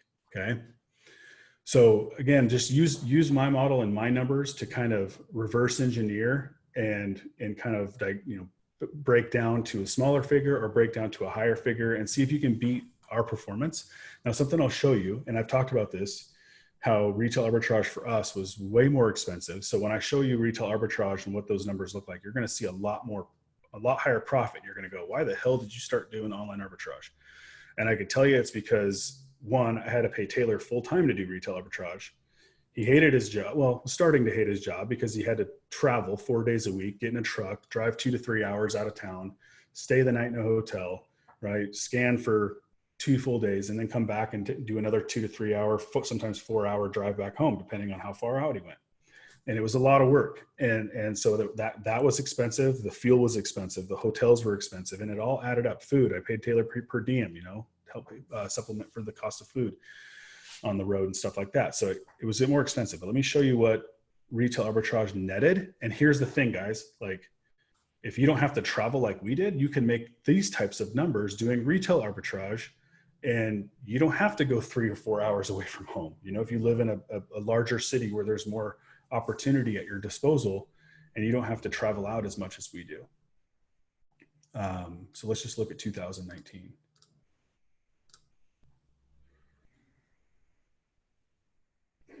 In 2019, there was a sprinkled amount of OA that we were doing on top of retail arbitrage, and it wasn't not anything near what we're doing now, but it did take a small percentage of our inventory that we were purchasing. Essentially, I would take some of the things I liked the most off of the list, and if I could in the morning, I'd place those orders. A lot of time I was too busy to actually place those orders. So when we're looking at these numbers, it's probably like, I don't know, Grant, correct me if I'm wrong, probably like 90% retail arbitrage and maybe a 10% OA. Yeah, I'd say at the most 10% OA. It was probably closer to 5 in all reality. It was pretty insignificant. We'd have to go look, but yeah, you're in that range, 5 to 10%. So I can tell you from running the numbers before, in 2020, we're running at about a 17, and I'll show you how to do the math here in a second. If for those of you that need it, we're running about a 17.5% profit margin, gross profit margin on the sale of product. Okay. It's going to be different and higher for RA. And you guys, we did this with, so these numbers, right? This before the expense, right? The overhead expenses was Taylor shopping 4 days a week, in the office for 1 day a week, and Charles in the warehouse shipping about 5 days a week. Okay, 40 to 50 hours. Let's grab a calculator. Oh crud! Why does it do that? I'm gonna have to do this differently. Hold on a second. Let's move this here. Go back here. Get this thing out of my way again. Smaller. And grab this, stick it right there, and drag this over. Okay. So 245,000. Not seeing it, the calculator. You don't see the calculator? Oh, that's interesting. Let me. You're sharing just your window. I think I can do this. Hold on a second. You'll have to stop sharing and then redo and do full screen. Stop sharing. Share screen. Desktop. I think it's going to be that one. How about now? There we go. Okay, cool. All right. Okay, so 245,079 divided by this number. 1285577. Okay, 19% profit margin. Okay, so a little bit higher, right? Not a ton, but a little bit higher profit margin. Right now we're doing about a 17 to 17.5 profit margin, gross profit margin. It says net, but it doesn't include my overhead. And with retail arbitrage, we were doing about 19. So, we're sacrificing like 2%, right, of this total number. So what maybe would, you could consider like, well, we can even look at like the month to month here. So 15, 19, 24, 22, 26, 22, 17, 21, 19, 17, 14, 23. Okay. And like I told you guys, by the way, in 2020, we barely changed anything going into Q4. And that's one of the point I was making when we were doing this launch with Cheddar Black is like, if you don't want it to change much, don't do anything. And you're going to see a little bit of an increase in your business because it's Q4. But if you're not, like, the real advantage with Q4 is to dump more money into your system because the opportunity to sell stuff is so good, right? But if you don't have this surplus of inventory in your store, you're not going to see a huge surplus in sales. And I can show you something real quick before we, and hopefully, how are we doing with retaining people to the call? We got people getting tired and jumping off yet? We lost a few with the 2 hour mark. Okay, let me let me go do this real quick. How many people we still got on? 52. Does everybody want me to keep going, or you want me to wrap it up and maybe save some for another call? Because I could always come back to this. And lots of yeses. No, keep going. Yeah, I think people are still engaged. I think you're showing some good stuff here. And I'm gonna, while you're pulling up your thing, got a question from John Huntingberg. That do we track payroll inside of our inventory lab? To get a more accurate reading. We don't in inventory lab. We do track everything with QuickBooks. We have payrolls coming in all different shapes and sizes when it comes to between, especially with me, because I'm split up between our Amazon store and also Cheddar, and then there's a third business that gets interwrapped in there too. So we're tracking everything in our inventory lab, minus overhead expenses. You could track it in inventory lab. There's nothing wrong with that. But since we have 3 different entities that we're, that money's coming throughout, that's mostly in QuickBooks that we do that in. Right. You can add your expenses here, and it would be pretty simple. Just add it in for the date that it was charged against your account, and you can track all of that in here. We do that with QuickBooks. So I also want, before you keep going too, I want something to talk about and touch on with our Amazon store. We are diversified between 3 other businesses. I know for a fact that if this was our, our main focus and my main focus to, squeeze as much juice out of the lemon as we possibly can with Amazon, we could definitely see higher and increased numbers. Things like really tackling our replens, guys. And up until recently, I haven't really been touching replens or really diving in deep. It takes time, and I have to focus on other projects that we have going on. There's a ton of opportunity there. We primarily buy fresh leads off the OA Cheddar lead list because we want to be in touch with what our customers are going through and experiencing. So we're buying those leads, just like you guys are, and really focusing on fresh.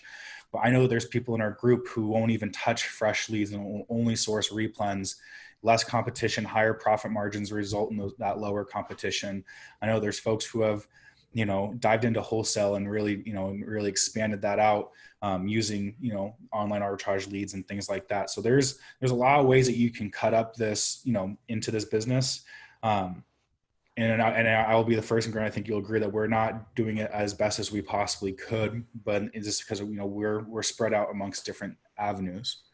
And likewise, when it came to, this business, really, the FBA business runs off of mainly two people.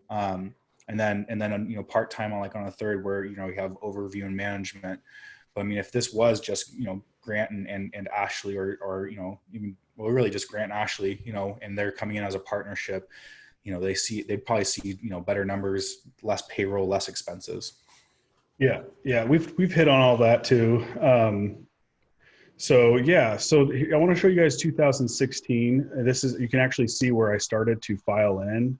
Actually had Ashley doing this for me, started to file this in. 2016 is when I first started to, well, actually what happened is I went full time. I quit my job right here, I think.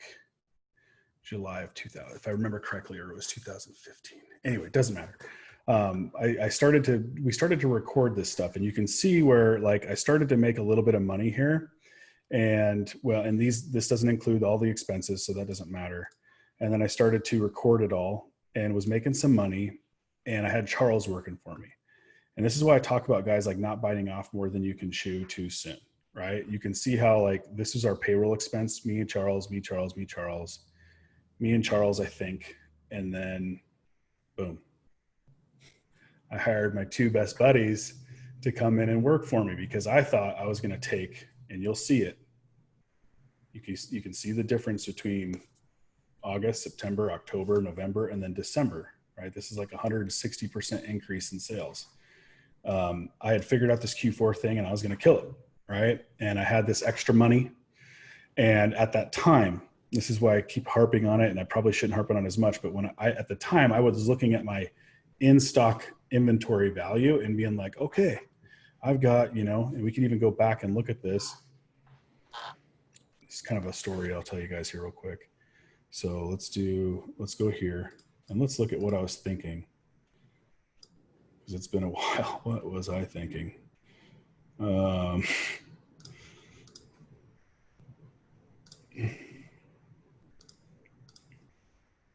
Okay, that doesn't look right. Maybe it's not going to give me 2016. Maybe that's too far back. Let's try. Here it is. Okay. So I'm looking at this number and going, all right, I've got, I can't remember exactly how much money, $20,000, $30,000. And I'm okay, I'm going to put this extra money in it, and I'm going to create this, X, let's say I thought I had $30,000. I'm going to create a 75% increase in my business. What I didn't realize is I had money in inbound inventory. I had money inside of inventory inside the truck, that I was buying at that time. I had a payout, right, that had value in it. And so I didn't realize that when I put X amount of dollars, whatever that was, I wasn't actually going to create the result that I thought. And I was just foolish, honestly, just foolish, and didn't know what I was doing. And I brought on my two best buddies right here and started to lose my arse. Okay. Right here. Basically, I was funding these guys to work for me, and it was just bad business, not really being smart. Learned a lot, how I think it's 4 months out of the year that you have an extra pay period, right? And that kind of hurts. You're like, okay, this is my payroll cost. Oh, wait, there's 3 payrolls every third month. Oh, crap. This is going to, I think it's every 6th month. Is that right, Taylor? I think it's every 6th month. Yeah, I think it's twice a year. You get 3 pay. Our payroll is ran every second Friday of the month. So Yep. every once in a while it lands where there's a third 3 pay payrolls. period. Yeah, and so these are things that I learned. Now, granted, I made money in December, and that was the whole strategy, was buy, and bank it for December. And this is right about the time too, where one of my buddies, which there was good that came out of it. One of my buddies, Danny, actually, my best buddy, came over with a pile of Nike shirts, and he's like, "Yo, check these out. They make money." And I'm like, "Really?" And so then that's when we started figuring out how to sell clothing. And boom, the doors opened up, big time. And we started scanning the clothing aisles really heavily. So anyway, I wanted to show this to you guys because this is what investing, capital into your business does in Q4, right? Doing nothing is going to look like 2019 where nothing really changes. 2019. We had a little bump here. A little 20% increase in sales because, and a little bit of a bump. Well, couldn't even call that a bump in November.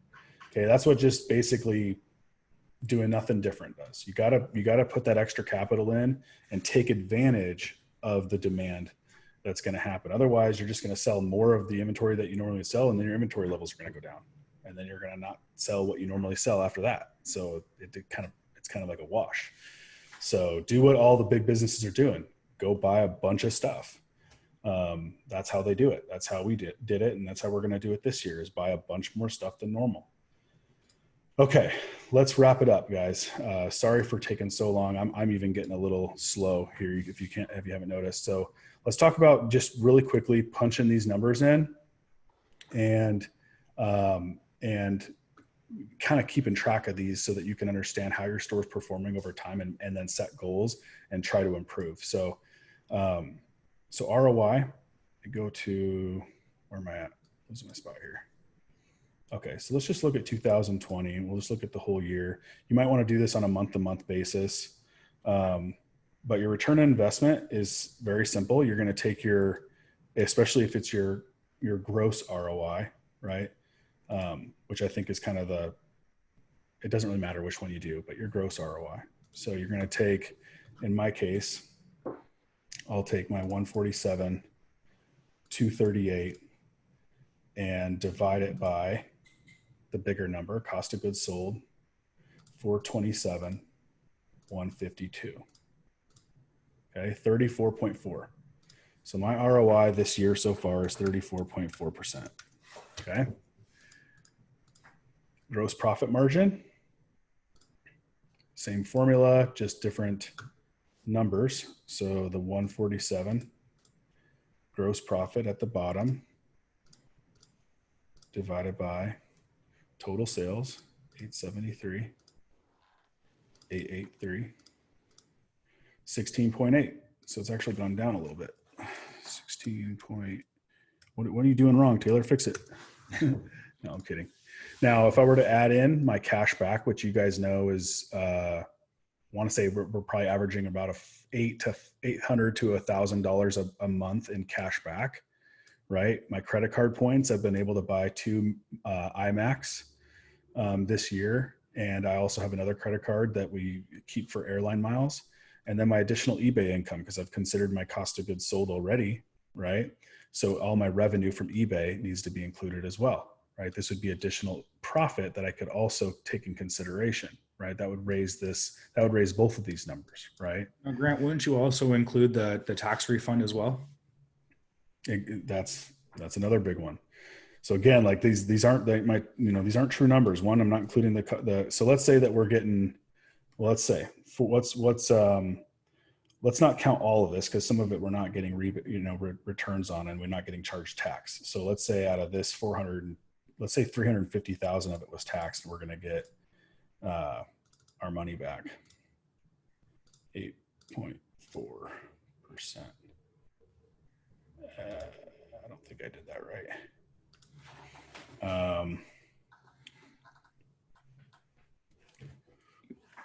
What is 8.4% of $350,000? I'm getting spoiled with this thing. All right, that'd be 29,400. So if I wanted to, right, my tax rebate, or actually what I'd have, yeah, I could take this net profit and add another 29,400, and that's what I'm getting back over the last 3 quarters. It's about 10 grand a quarter that we're getting a check back from the state. Okay, so really, if I'm being fair to myself, 147,200. Good call, Taylor. 38.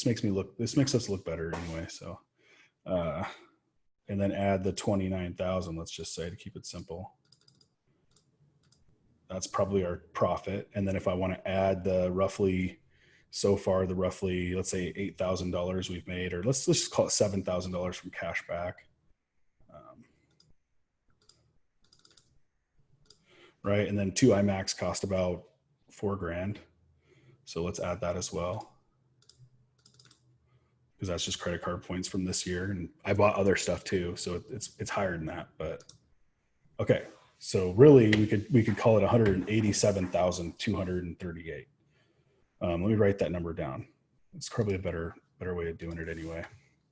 And guys, you can pull these numbers like in a lot of different ways. You know, what I would suggest is, if you're going to record it, like pull the numbers and record it, do it the same way every time, right? That would be the biggest thing, especially if you're going to do comparables. Okay. So this is gross, okay. Gross profit, so far from 2020. All right. Well, I wish I wouldn't have pressed exit. 187,238 divided by 427,152. Okay, so maybe see this. Glad you said this, Taylor, because I didn't do it this way before. I was like, oh, I was just going to tell everybody that I wasn't going to include it. But when you include it, man, shit looks a lot sexier. Sorry for cussing, by the way. That slipped. Those of you that don't appreciate a little foul language, every once in a while happens. Okay. And then, oops, let me go back. So now we're looking at a true ROI. If I include my other income in here, gross ROI of 43.8%. If I'm taking in the sales tax, right? Because what did we include in here? Because this is cashback, sales tax, cashback, sales tax, refund, and points. Just a rough estimate of all that stuff. Okay. And then let's do the same thing here. Let me go back. 187. This would have been a lot easier if I had it already recorded into the sheet. I should have done that, but then we could have just looked at one thing here. Oh shit. Sorry. 187. You should memorize this for me, Taylor, and tell me what it is. 187,238 divided by the total sales, 173,883. Okay, so 21% profit margin. 21.4. Okay, so I got that there, which we decided to include it.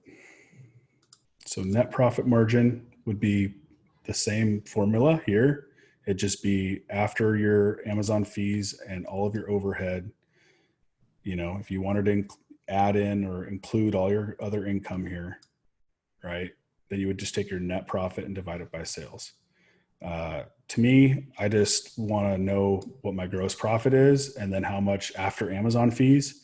And then I look at my overhead and take that out. And I'm like, okay, how are we doing, right? How does gross profit compare to net expenses for the month, right? This is the one I really want to talk about here. So by the way, you know, here's some ideas of overhead. There's a lot more and you guys know what those are. So sale through and velocity. This is something that I measured a lot in the past. We've gotten so consistent that I don't check it as much as I used to. But it's pretty simple, right? You're taking the total sales divided by your sales value. Okay. So let's go look at like the last 30 days. Oops, I don't need to change that. I think you're good. That's July. I made a mistake. Or no, I need to look at August. August 26th.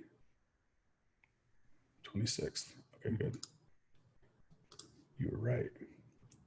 Okay. So total sales, 100 grand, right? So we'll take, in the last 30 days, how much of my inventory have I sold? What's my velocity of inventory valuation that's being moved? And then we're going to divide this by our FBA sales value, in-stock sales value. So I divide that by 112,860. So in the last 30 days, we've sold 88.7% of our in-stock sales value. And this is just one way that you can measure. And actually, the way that I came about this is when I was in Providence, Rhode Island back in 2015, I think it was, and met this guy named Matt. I talked about it in my emails before we launched Cheddar Black. And he was like, he actually asked me this. He's like, well, what do you got in stock? Like, what's your sales value over the last 30 days? I told him. He's like, okay. And he's like, what is your total in-stock sales value? I'm like, where do I find that? What? He's like, just go here, check that, tell me that number. Okay, all right, bud. You're only selling through like 50% of your inventory every 30 days. That's not good. He's like, you need to be trying to sell through like as close to 100% of it as possible every month. And he says, and that's when he was like, do you have a repricer? Like, no. He's like, dude, you need a repricer, man. What are you doing? I'm like, okay. And then I set up the repricer and boom, man, things started taking off. Like stuff started moving so much faster. So we got 87.7%. So that's my sale through over the last 30 days. Okay. These are numbers that I would encourage you all to record and or at least whether you can kind of, you'll start to get an idea of how your store is performing and where you can improve, and you'll sort of memorize it. And then you can just come in and kind of run these numbers and check and see how things are looking. I think this is a really big one. Obviously, profit's super important. You want to pay attention to it. And again, there's different ways to break down these formulas, different things you can add. You can add your additional income if you want. If you want to get your net, right, then include, extract all of your overhead and start figuring out your net profit margin and your net ROI, right? So I could even do, right, because this is your gross ROI. See here. But I feel like this is kind of the most important. And then definitely be paying attention to your sales velocity. If you're only selling through like 50%, let's say, or 40% of this value, like if your sales, like if you have, let's say you had $112,000 worth of inventory in there, in stock sales value, and you're only selling like $50,000 worth every month, there's a problem with what you're doing, right? You're either not pricing your stuff competitively and taking away opportunities for you to sell through stuff. You're buying stuff with ranks, and this happens a lot with retail arbitrage, with ranks that are way too high that are never going to sell, or there's other reasons. And so just use these key factors and try. I would say you should be shooting in an arbitrage business with retail or online. You should be striving for that 100% sale through rate, right? I personally would love to have 112,000. That would be my goal. Like I want to have $112,000 out the door in sales volume in the last 30 days compared to this number, right? Obviously I'm a little short. That's okay, right? We kind of ride around this figure lately. That's kind of where we're at. And sometimes we'll have a 30-day run where something really good happens. Things just kind of take off. We got a good batch of inventory. This would happen with retail arbitrage, especially like if Taylor just struck gold, which can happen with retail arbitrage, then we'd have this big bump in sales, and we'd even get to over 100% sale through. For example, like selling $125,000 in 30 days compared to this number. Right. And then it would fall back down and kind of deflate. So just be paying attention. I hope that, just kind of going through this stuff is helpful. If there's any questions, we can take those, and then we're going to end the call because we've gone super long. 2.5 hours is a good Good Webby, I guess. Sorry guys if I'm a little long-winded. All right, perfect. So I'm going to just rattle these off. Liability insurance. Who and what should we use for liability insurance on the business? There is a gal. I have liability insurance with somebody local. Shoot, somebody else might know the answer to that question. So if you do, I'm trying to remember this gal's name.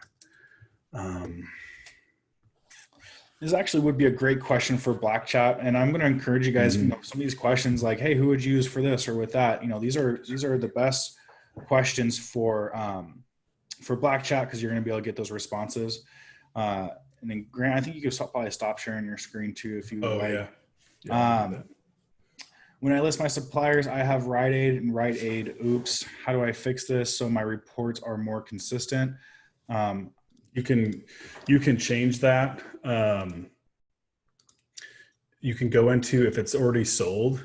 So as I'm saying this, I'm going to go into it and make sure I'm saying the right thing. But you can go into FBA sales, right? Search that SKU or whatever is going to bring that up, probably the name of the product or something like that, and then select the order IDs, and then you can go in and edit the supplier name and to what you want it to be. I have the same issue, so it's something that it doesn't happen very often, so we don't mess with it, but you can edit stuff that's been sold, and then you can also go into inventory FBA and search for that product by ASIN or whatever key thing you're going to pull up, and then you can select the SKU, which is a hyperlink, go into there, and then you can change the supplier name into on any active inventory that you have as well. And then I am not on payroll yet, but what I do, I need to know, and what do I need to know in a nutshell? What if I need to bring someone in to get started? What is the cost overall? To pay them a check weekly, etc. Very basic. Every state's different. You're going to have taxes to pay. I would call Paychecks or even a CPA can probably help you with this. But Paychecks is relatively inexpensive. It's like a really, really small fee for them to, help you get it set up. And they'll tell you like what percentage of it is going to be, what percentage of taxes you're going to pay on an employee. You have payroll taxes and other stuff to pay. And then I would be, just looking at, I think the average for like a shipper, let's say, because that'd be like one of the best things I think you could hire out, because you can hire someone to help you place orders and, pick somebody that's, I don't know, you could probably find another seller in one of the seller groups and say, hey, do you want to place orders for me? I need help scaling my business. And they'll be like, shoot, how much are you going to pay me? If they're in like, I don't know, one of those lower paying minimum wage states, it's not going to cost you as much as maybe if you were in Washington or New York or whatever. And so, but you're probably going to ship out or outsource a shipper or hire a shipper first is probably what you're going to do. And I think that in all reality, like starting out, you could probably be like 10% above minimum wage, maybe 15% above minimum wage, and start someone there, and then just figure out, what it's worth to you, and know your profits first though. Like know how much money you're making and how much you can actually afford to split off and give to somebody else to do what you're doing at that time. And then also, play with your numbers and go, okay, if I'm going to hire somebody, then I really need to be selling this much per month because I need to create this result. How much more capital do I need to put into my business to do that? And if you can answer those questions, that's going to help you like not make decisions that are going to hurt later on. Ecom insure. And likewise too, if you're using a prep center, there it is. And you're wondering, hey, where, I don't need a shipper. I use a prep center. Prep center is making money off of shipping your products in for a reason. You need to understand how much are you paying in that prep center, how much income am I making in, and how much is that going to cost me to replace that. There are some major benefits to doing your own shipping over using a prep center, especially when it comes to the source sites that you're buying from, and also the quality control aspect of things. So maybe you might not need a shipper. Maybe you just need to find someone to place orders for you. That's pretty easy. I know folks who will use, friends and family who are like retired and they have the time on their hands. They want to make a little extra income and they pay them, on a percentage level of how much they order. You can do it, hourly. There's all these different ways to pay somebody. So you just got to be creative, understand your numbers, and then make the wise decision. Um, I'm going to show this real quick yeah. to answer this question. This is the name I was trying to think of. Ashlyn Hayden, ecom, ecom.insure. And she's pretty popular in our space. Yeah, it seems like everyone's dropping her name in the chat, actually. How do I know if an item can be a good candidate for replens? When we talk about replens, there's probably bad. I should find another name or way to call this. We're talking about items that are good again. Whether there's a sale that's going on that you can purchase it for a low enough price. Maybe the competition has fallen off and the FBA price has risen. Usually for like an item that you can bank and go back in and pay full price from your source and sell for a profit, you're just going to be looking at a Keepa graph where it is consistently selling for a profitable amount, probably within the last year. Look at the year-long history on Keepa, and if for 6 months, with the, this is why offer counts are important. With the, if the offer counts rise, and yet it's still holding its profitable selling price, that you're probably in a good, spot with that item. But when I say replens, I'm usually going back into our old inventory and I'm just checking to see, look at the items that I've already sold out of and I'm out of stock on. And then, look at, cross-reference that with our purchase reconcile list, our sheet, and, open up the source, open up the Amazon link and see if it's profitable. There's much better ways to do that. And we are, investigating those and trying to figure out better strategies. But that's what we've done and it works. But again, if you're looking for something that you can go back in and buy over and over again and is consistent, you're looking for a steady, profitable selling price. And then even with offer counts going high and low, it's still selling for a profitable amount. You mentioned you use Inventory Lab and QuickBooks. Can you explain what you use QuickBooks for when there's all this data? I'm assuming on Inventory Lab. That's a good question. I mean, again, you don't need QuickBooks. Our businesses had become more complex. Again, we have 3 businesses that we're running, and money is going every direction in all 3 of them. And so we use QuickBooks. It's there's probably other benefits, honestly, and that's why I would encourage you that I just can't remember. I mean, it was 3 years ago at least. 4 years ago, probably, that I really dug in and learned about QuickBooks and actually studied courses from Anna Hill inside of Accounting We Will Go, to where we really had our heads wrapped around like all the benefits of QuickBooks. Like I said, there's other reasons that I can't remember what they were. And I think to keep it simple though, like don't hesitate, just use Inventory Lab. And then if you feel the need to get into a more complex and more, advanced system, because I would say QuickBooks has a lot of, for example, QuickBooks connects to your credit cards, right? I don't think Inventory Lab is going to do that. So here's one I'm thinking of, right? It connects to your bank accounts, right? And it creates your profit and loss reports inside of there with all of these other things considered. There's a lot that QuickBooks can do that Inventory Lab isn't really designed to do. Inventory Lab is designed to take in your expenses as you report them, take in all of your numbers from Seller Central, and take in any other income that you add to it, and reconcile all that inventory that you're sending in and managing with Seller Central. So it's just not really, it's not a accounting platform. It's an inventory management platform. So hopefully that gives you a little bit of insight. Okay, what if selling through means a loss of profit? Is there a trade-off? And we're talking you get your money back and reinvest it. Yep. Period. Absolutely. Yes. There is definitely a trade-off to do that. You need to be smart when you're repricing your inventory. There'll be, we set our minimums at a low dollar amount. So that way, if the price is going to go, we're going to try selling out our inventory before it hits any negative numbers.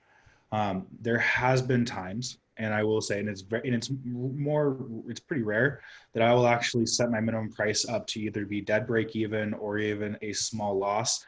That's normally if the offer count has risen significantly and it is a slower moving seller, and there's no indication that it is selling faster with that lower price. If the sales rank is not dropping with the lower price and it is still staying at a high rank, I might take a break even. Again, this is very rare that I'll take a loss on something unless it's been sitting in our store for, over 6 months. But there are some times where it just kind of warrants like, hey, this was a dud. I'd rather get my investment back. I can already see that I'm not going to see any type of rebound happening.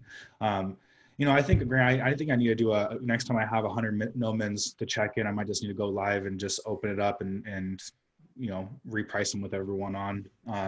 We'll talk about that and see if you're okay with that. You won't want to do 100, but maybe 10 or something on a call, and maybe have them selected, so you have a little bit of diversity. You're not just kind of showing the same type of stuff over and over. But yeah, we'll do that. We'll do some, you guys want to know the OA ninja strategies. So Taylor is going to prepare for that on the next call, and we might be able to fit in some repricer stuff. Or like Taylor said, the other thing is we might also show you guys like Taylor's liquidation process and record something so I can blur out my store name and stuff like that inside of Seller Central. And he can actually maybe try to show you guys like how he makes decisions to liquidate too.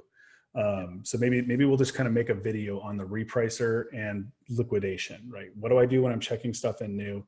What do I do when I'm pushing it out the door? Yeah.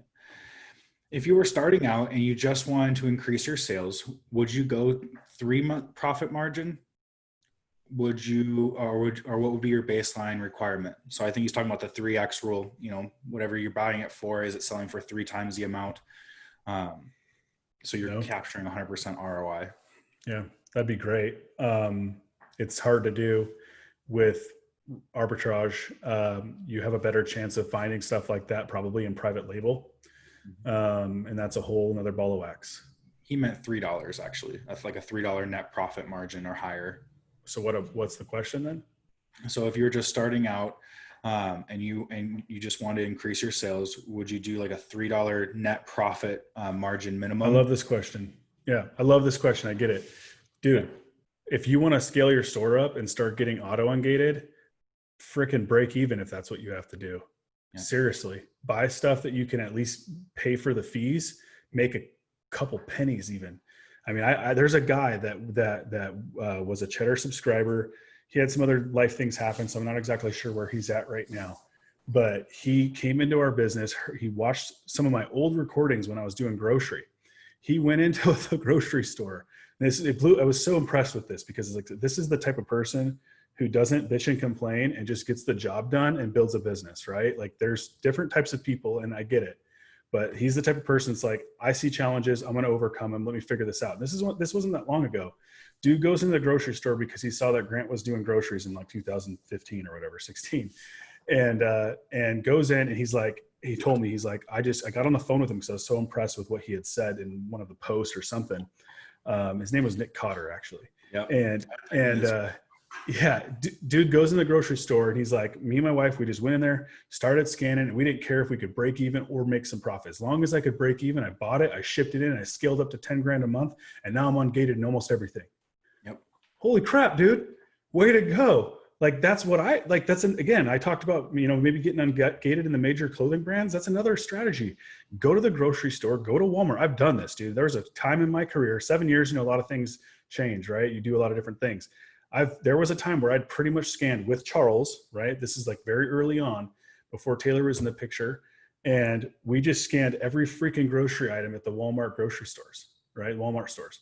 And we'd go in, you could replan and we were making money. I was buying stuff I could make money off of at that time. But this dude went in there and he was just pulling stuff that he could break even on and make a little bit of profit, getting it sold, getting his store scaled. And then all of a sudden he could buy almost everything off of our list.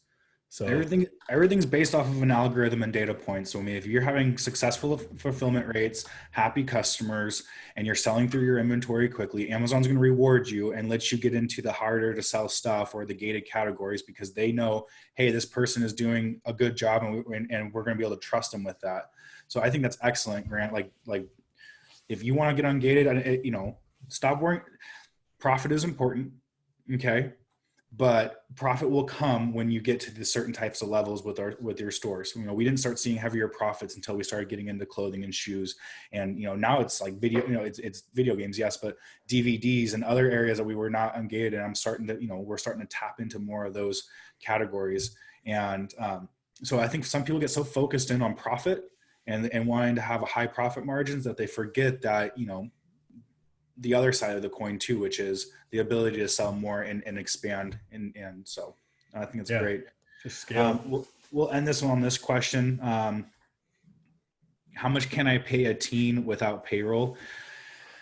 Going back to the payroll thing and how much do I pay somebody? How much do I pay somebody? You know what? You need to find someone who's going to agree to your terms. Figure out how much you can afford to pay somebody, how much that, that can fit in your business safely and securely, and find someone who's willing to do that. We live in a capitalistic society for a reason. And there's no, you are agreeing to another person how much they would like to be paid for the type of work that they do. Yep. And then find it and pay them. And then when the time comes, reward that person later on down in life. Remember the person who came in was willing to take, pennies because they believed in the vision. And once you get to that level, reward them with it because they're loyal to you. You can find someone who's going to expect it. They want the world right off the bat because they think that they bring some type of crazy, amazing service to you. And, right. And the reality is those people are not going to be there when the times get hard. They're not going to be there, in the long run. They're just looking there for a paycheck. So find someone who can buy into your vision, be realistic about what you can pay them and safely, because you're doing them a disservice if you're paying them too much money and your business ends up failing and they've invested 6 months to a year of their life into it. So be wise with that. And yeah, pay a teen, pay a high school student minimum wage. They're happy with minimum wage. I remember when I was a high school student, just to get a job was like a challenge in and of itself. So if you need to pay your kid or your kid's friend to come in, 2 or 3 hours, a night or 4 nights out of the week to help, put stuff in boxes and poly bags, do that. The idea of like, a shipper is going to cost you $14 an hour flat rate. And, that's the business norm. There is no business norm with this industry, everything, you're a small business. So just be wise about your numbers and then find somebody who's going to be able to fit in and plug in that you can trust. That was a solid answer, dude. Like, it's your terms. You decide. Charles, when he started in the shipping department, I want to say it was $13 an hour. Because our minimum wage is sort of high. It's it's getting close to 15 around here, isn't it? It's probably, I don't know exactly, but it's probably right now, it's probably $13 to $14 an hour in Washington State, which is, but that's another topic. But yeah, I mean, Grant, and the thing was, I think it was Charles working part-time on top of his full-time job when he was working for Grant. So to Charles, this was extra income that he was able to make, and it was flexible. And, frankly, Charles and myself joined Grant because we believed in Grant. We believed in what he was doing and the type of man that he was and the drive and the vision that he had. And so it was easy for us to back him up. Big dreams, share the vision, get people on board, and if you can't do that with a family member or a good friend, and you don't want to hire family and friends because that can be challenging in itself. That's something that, we've had to learn how to work together. It took time. And we all had to, compromise and learn how to communicate. And that was all challenging. I think it's going to be with anybody, but, as far as like where you can get people, I mean, post an ad in the newspaper, post something up at the church, call the church, see if there's any interns, maybe go post something up at the local university, right? I'm sure there's some pin boards and stuff that you can post stuff. I mean, ask around, find out, go on Facebook. Hey, does anybody know a young person or an old person that is, wants to work in this type of field? And then have a conversation with those people and give it a try. Again, know where you're at and have clear systems and processes in place so that they kind of have a manual. Like, you're obviously going to have to spend some time with somebody and coach them, over the shoulder type of training for a little while, but then they should be able to refer back to your SOPs in writing for reference, or on video for reference. The other thing I'd say too, and this is like kind of like not extremely on topic of this, but when you start to build yourself a team and bring in employees and other people into your system, invest in your mind and invest in how to be the best leader that you possibly can. One of the greatest things that Grant ever, kind of insisted that and encouraged me to do is to get an Audible account and listen to books instead of just listening to podcasts and music when I was working. And it was, a lot, some of the books were, fiction stuff that I was kind of interested in, but a lot of, a good chunk of it was leadership, business type minded books. And that helped me kind of, to where I'm at now, where, I run our team over in the Philippines, and, I don't really look at it this way, but, technically I'm Charles's supervisor, and that kind of helped me understand, like, how do I interact with people, how to win friends and influence people is probably one of the best books that I've ever, listened to. Leadership and Self-Deception, How to Get Out of the Box is another great one. Mm-hmm. There's a whole score of different types of materials are out there. But what's that one that Gabe referred and Rocket Fuel. Rocket Fuel. And then there was another one though about the 4 different, maybe that was it, but the 4 different types of the different roles in business. And you have like the visionary, you have the 4 agreements. Is that what it is? John Huttenberg just dropped that. Dropped that. I don't know. I've actually never listened to that one, but Rocket Fuel was a great one.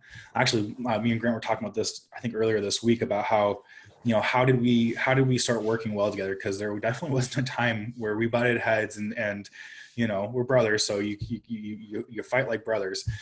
But one of the things is, I think that book Rocket Fuel was a big one for me because, it helped me understand where is my role in this system. And it made me feel comfortable and okay with that role. I'm a leader type mentality in a lot of areas in my life, but in this business, I follow Grant and I follow behind him and where he's the visionary, he pioneers us through, and I come through as the, I forget what it's called now, the aggregator or the something like that. Operator basically. And I kind of widen out that path a little bit and then bring the other team behind us. And likewise in the Cheddar business as well, we each have our roles between Grant, Gabe, and I, and we flourish within those. We're not fighting with them. So that was just kind of an off topic thing about leadership. And when you start to build a team, they're all looking to you as the leader. So, educate yourself and be okay to change your qualities. What got you to where you are. There's another book, actually, I forget. It's like, but the tagline is like, what got you here won't get you there, or something like that. Mm-hmm. And it talks about, just, you're an entrepreneur, you're a pioneer, you're aggressive. That's why you're in this business as a whole. When you start to bring other people around in there, you're now talking about not just one brain, but multiple brains coming in and collaborating, and you have to figure out how to work with them. So for that, man, I think that this is it. We have no other questions. I think this is a great place to end the call. There will be a replay, everybody, that will be on YouTube. Please give it like a couple of days, because this is going to take quite a long time to render down and upload. But thank you for everyone who stayed on the call with us. It was good stuff. If you guys got value out of this call, please drop a yes into the chat. And then other than that, there will be our next call, Grant, is I believe the beginning of October. Can't remember the calendar. I don't have it written down on my whiteboard. 2 weeks from today. 2 weeks from today. And that we're going to be talking about, the FBA Ninja strategies, things like that. And I'm going to be talking, in depth about Keepa analysis, repricing analysis, and kind of just share with, on the front end of the business, how do we increase sales? How do we manage our inventory? What do I look for when I'm reading a Keepa graph? Hopefully it's going to be super informational, because it's going to get people away from those easy tools like Helium 10. Helium 10 and Jungle Scout. In the ways that we've learned just with experience, how to read a Keepa graph properly and to estimate your own estimations, not just, relying on some algorithm. Excellent, everyone. Well, other than that, Grant, thank you very much for that presentation. Thank you, everyone who stayed. And we will see you guys on the next webinar call. October 2nd. October 2nd. Bye, everybody. Bye.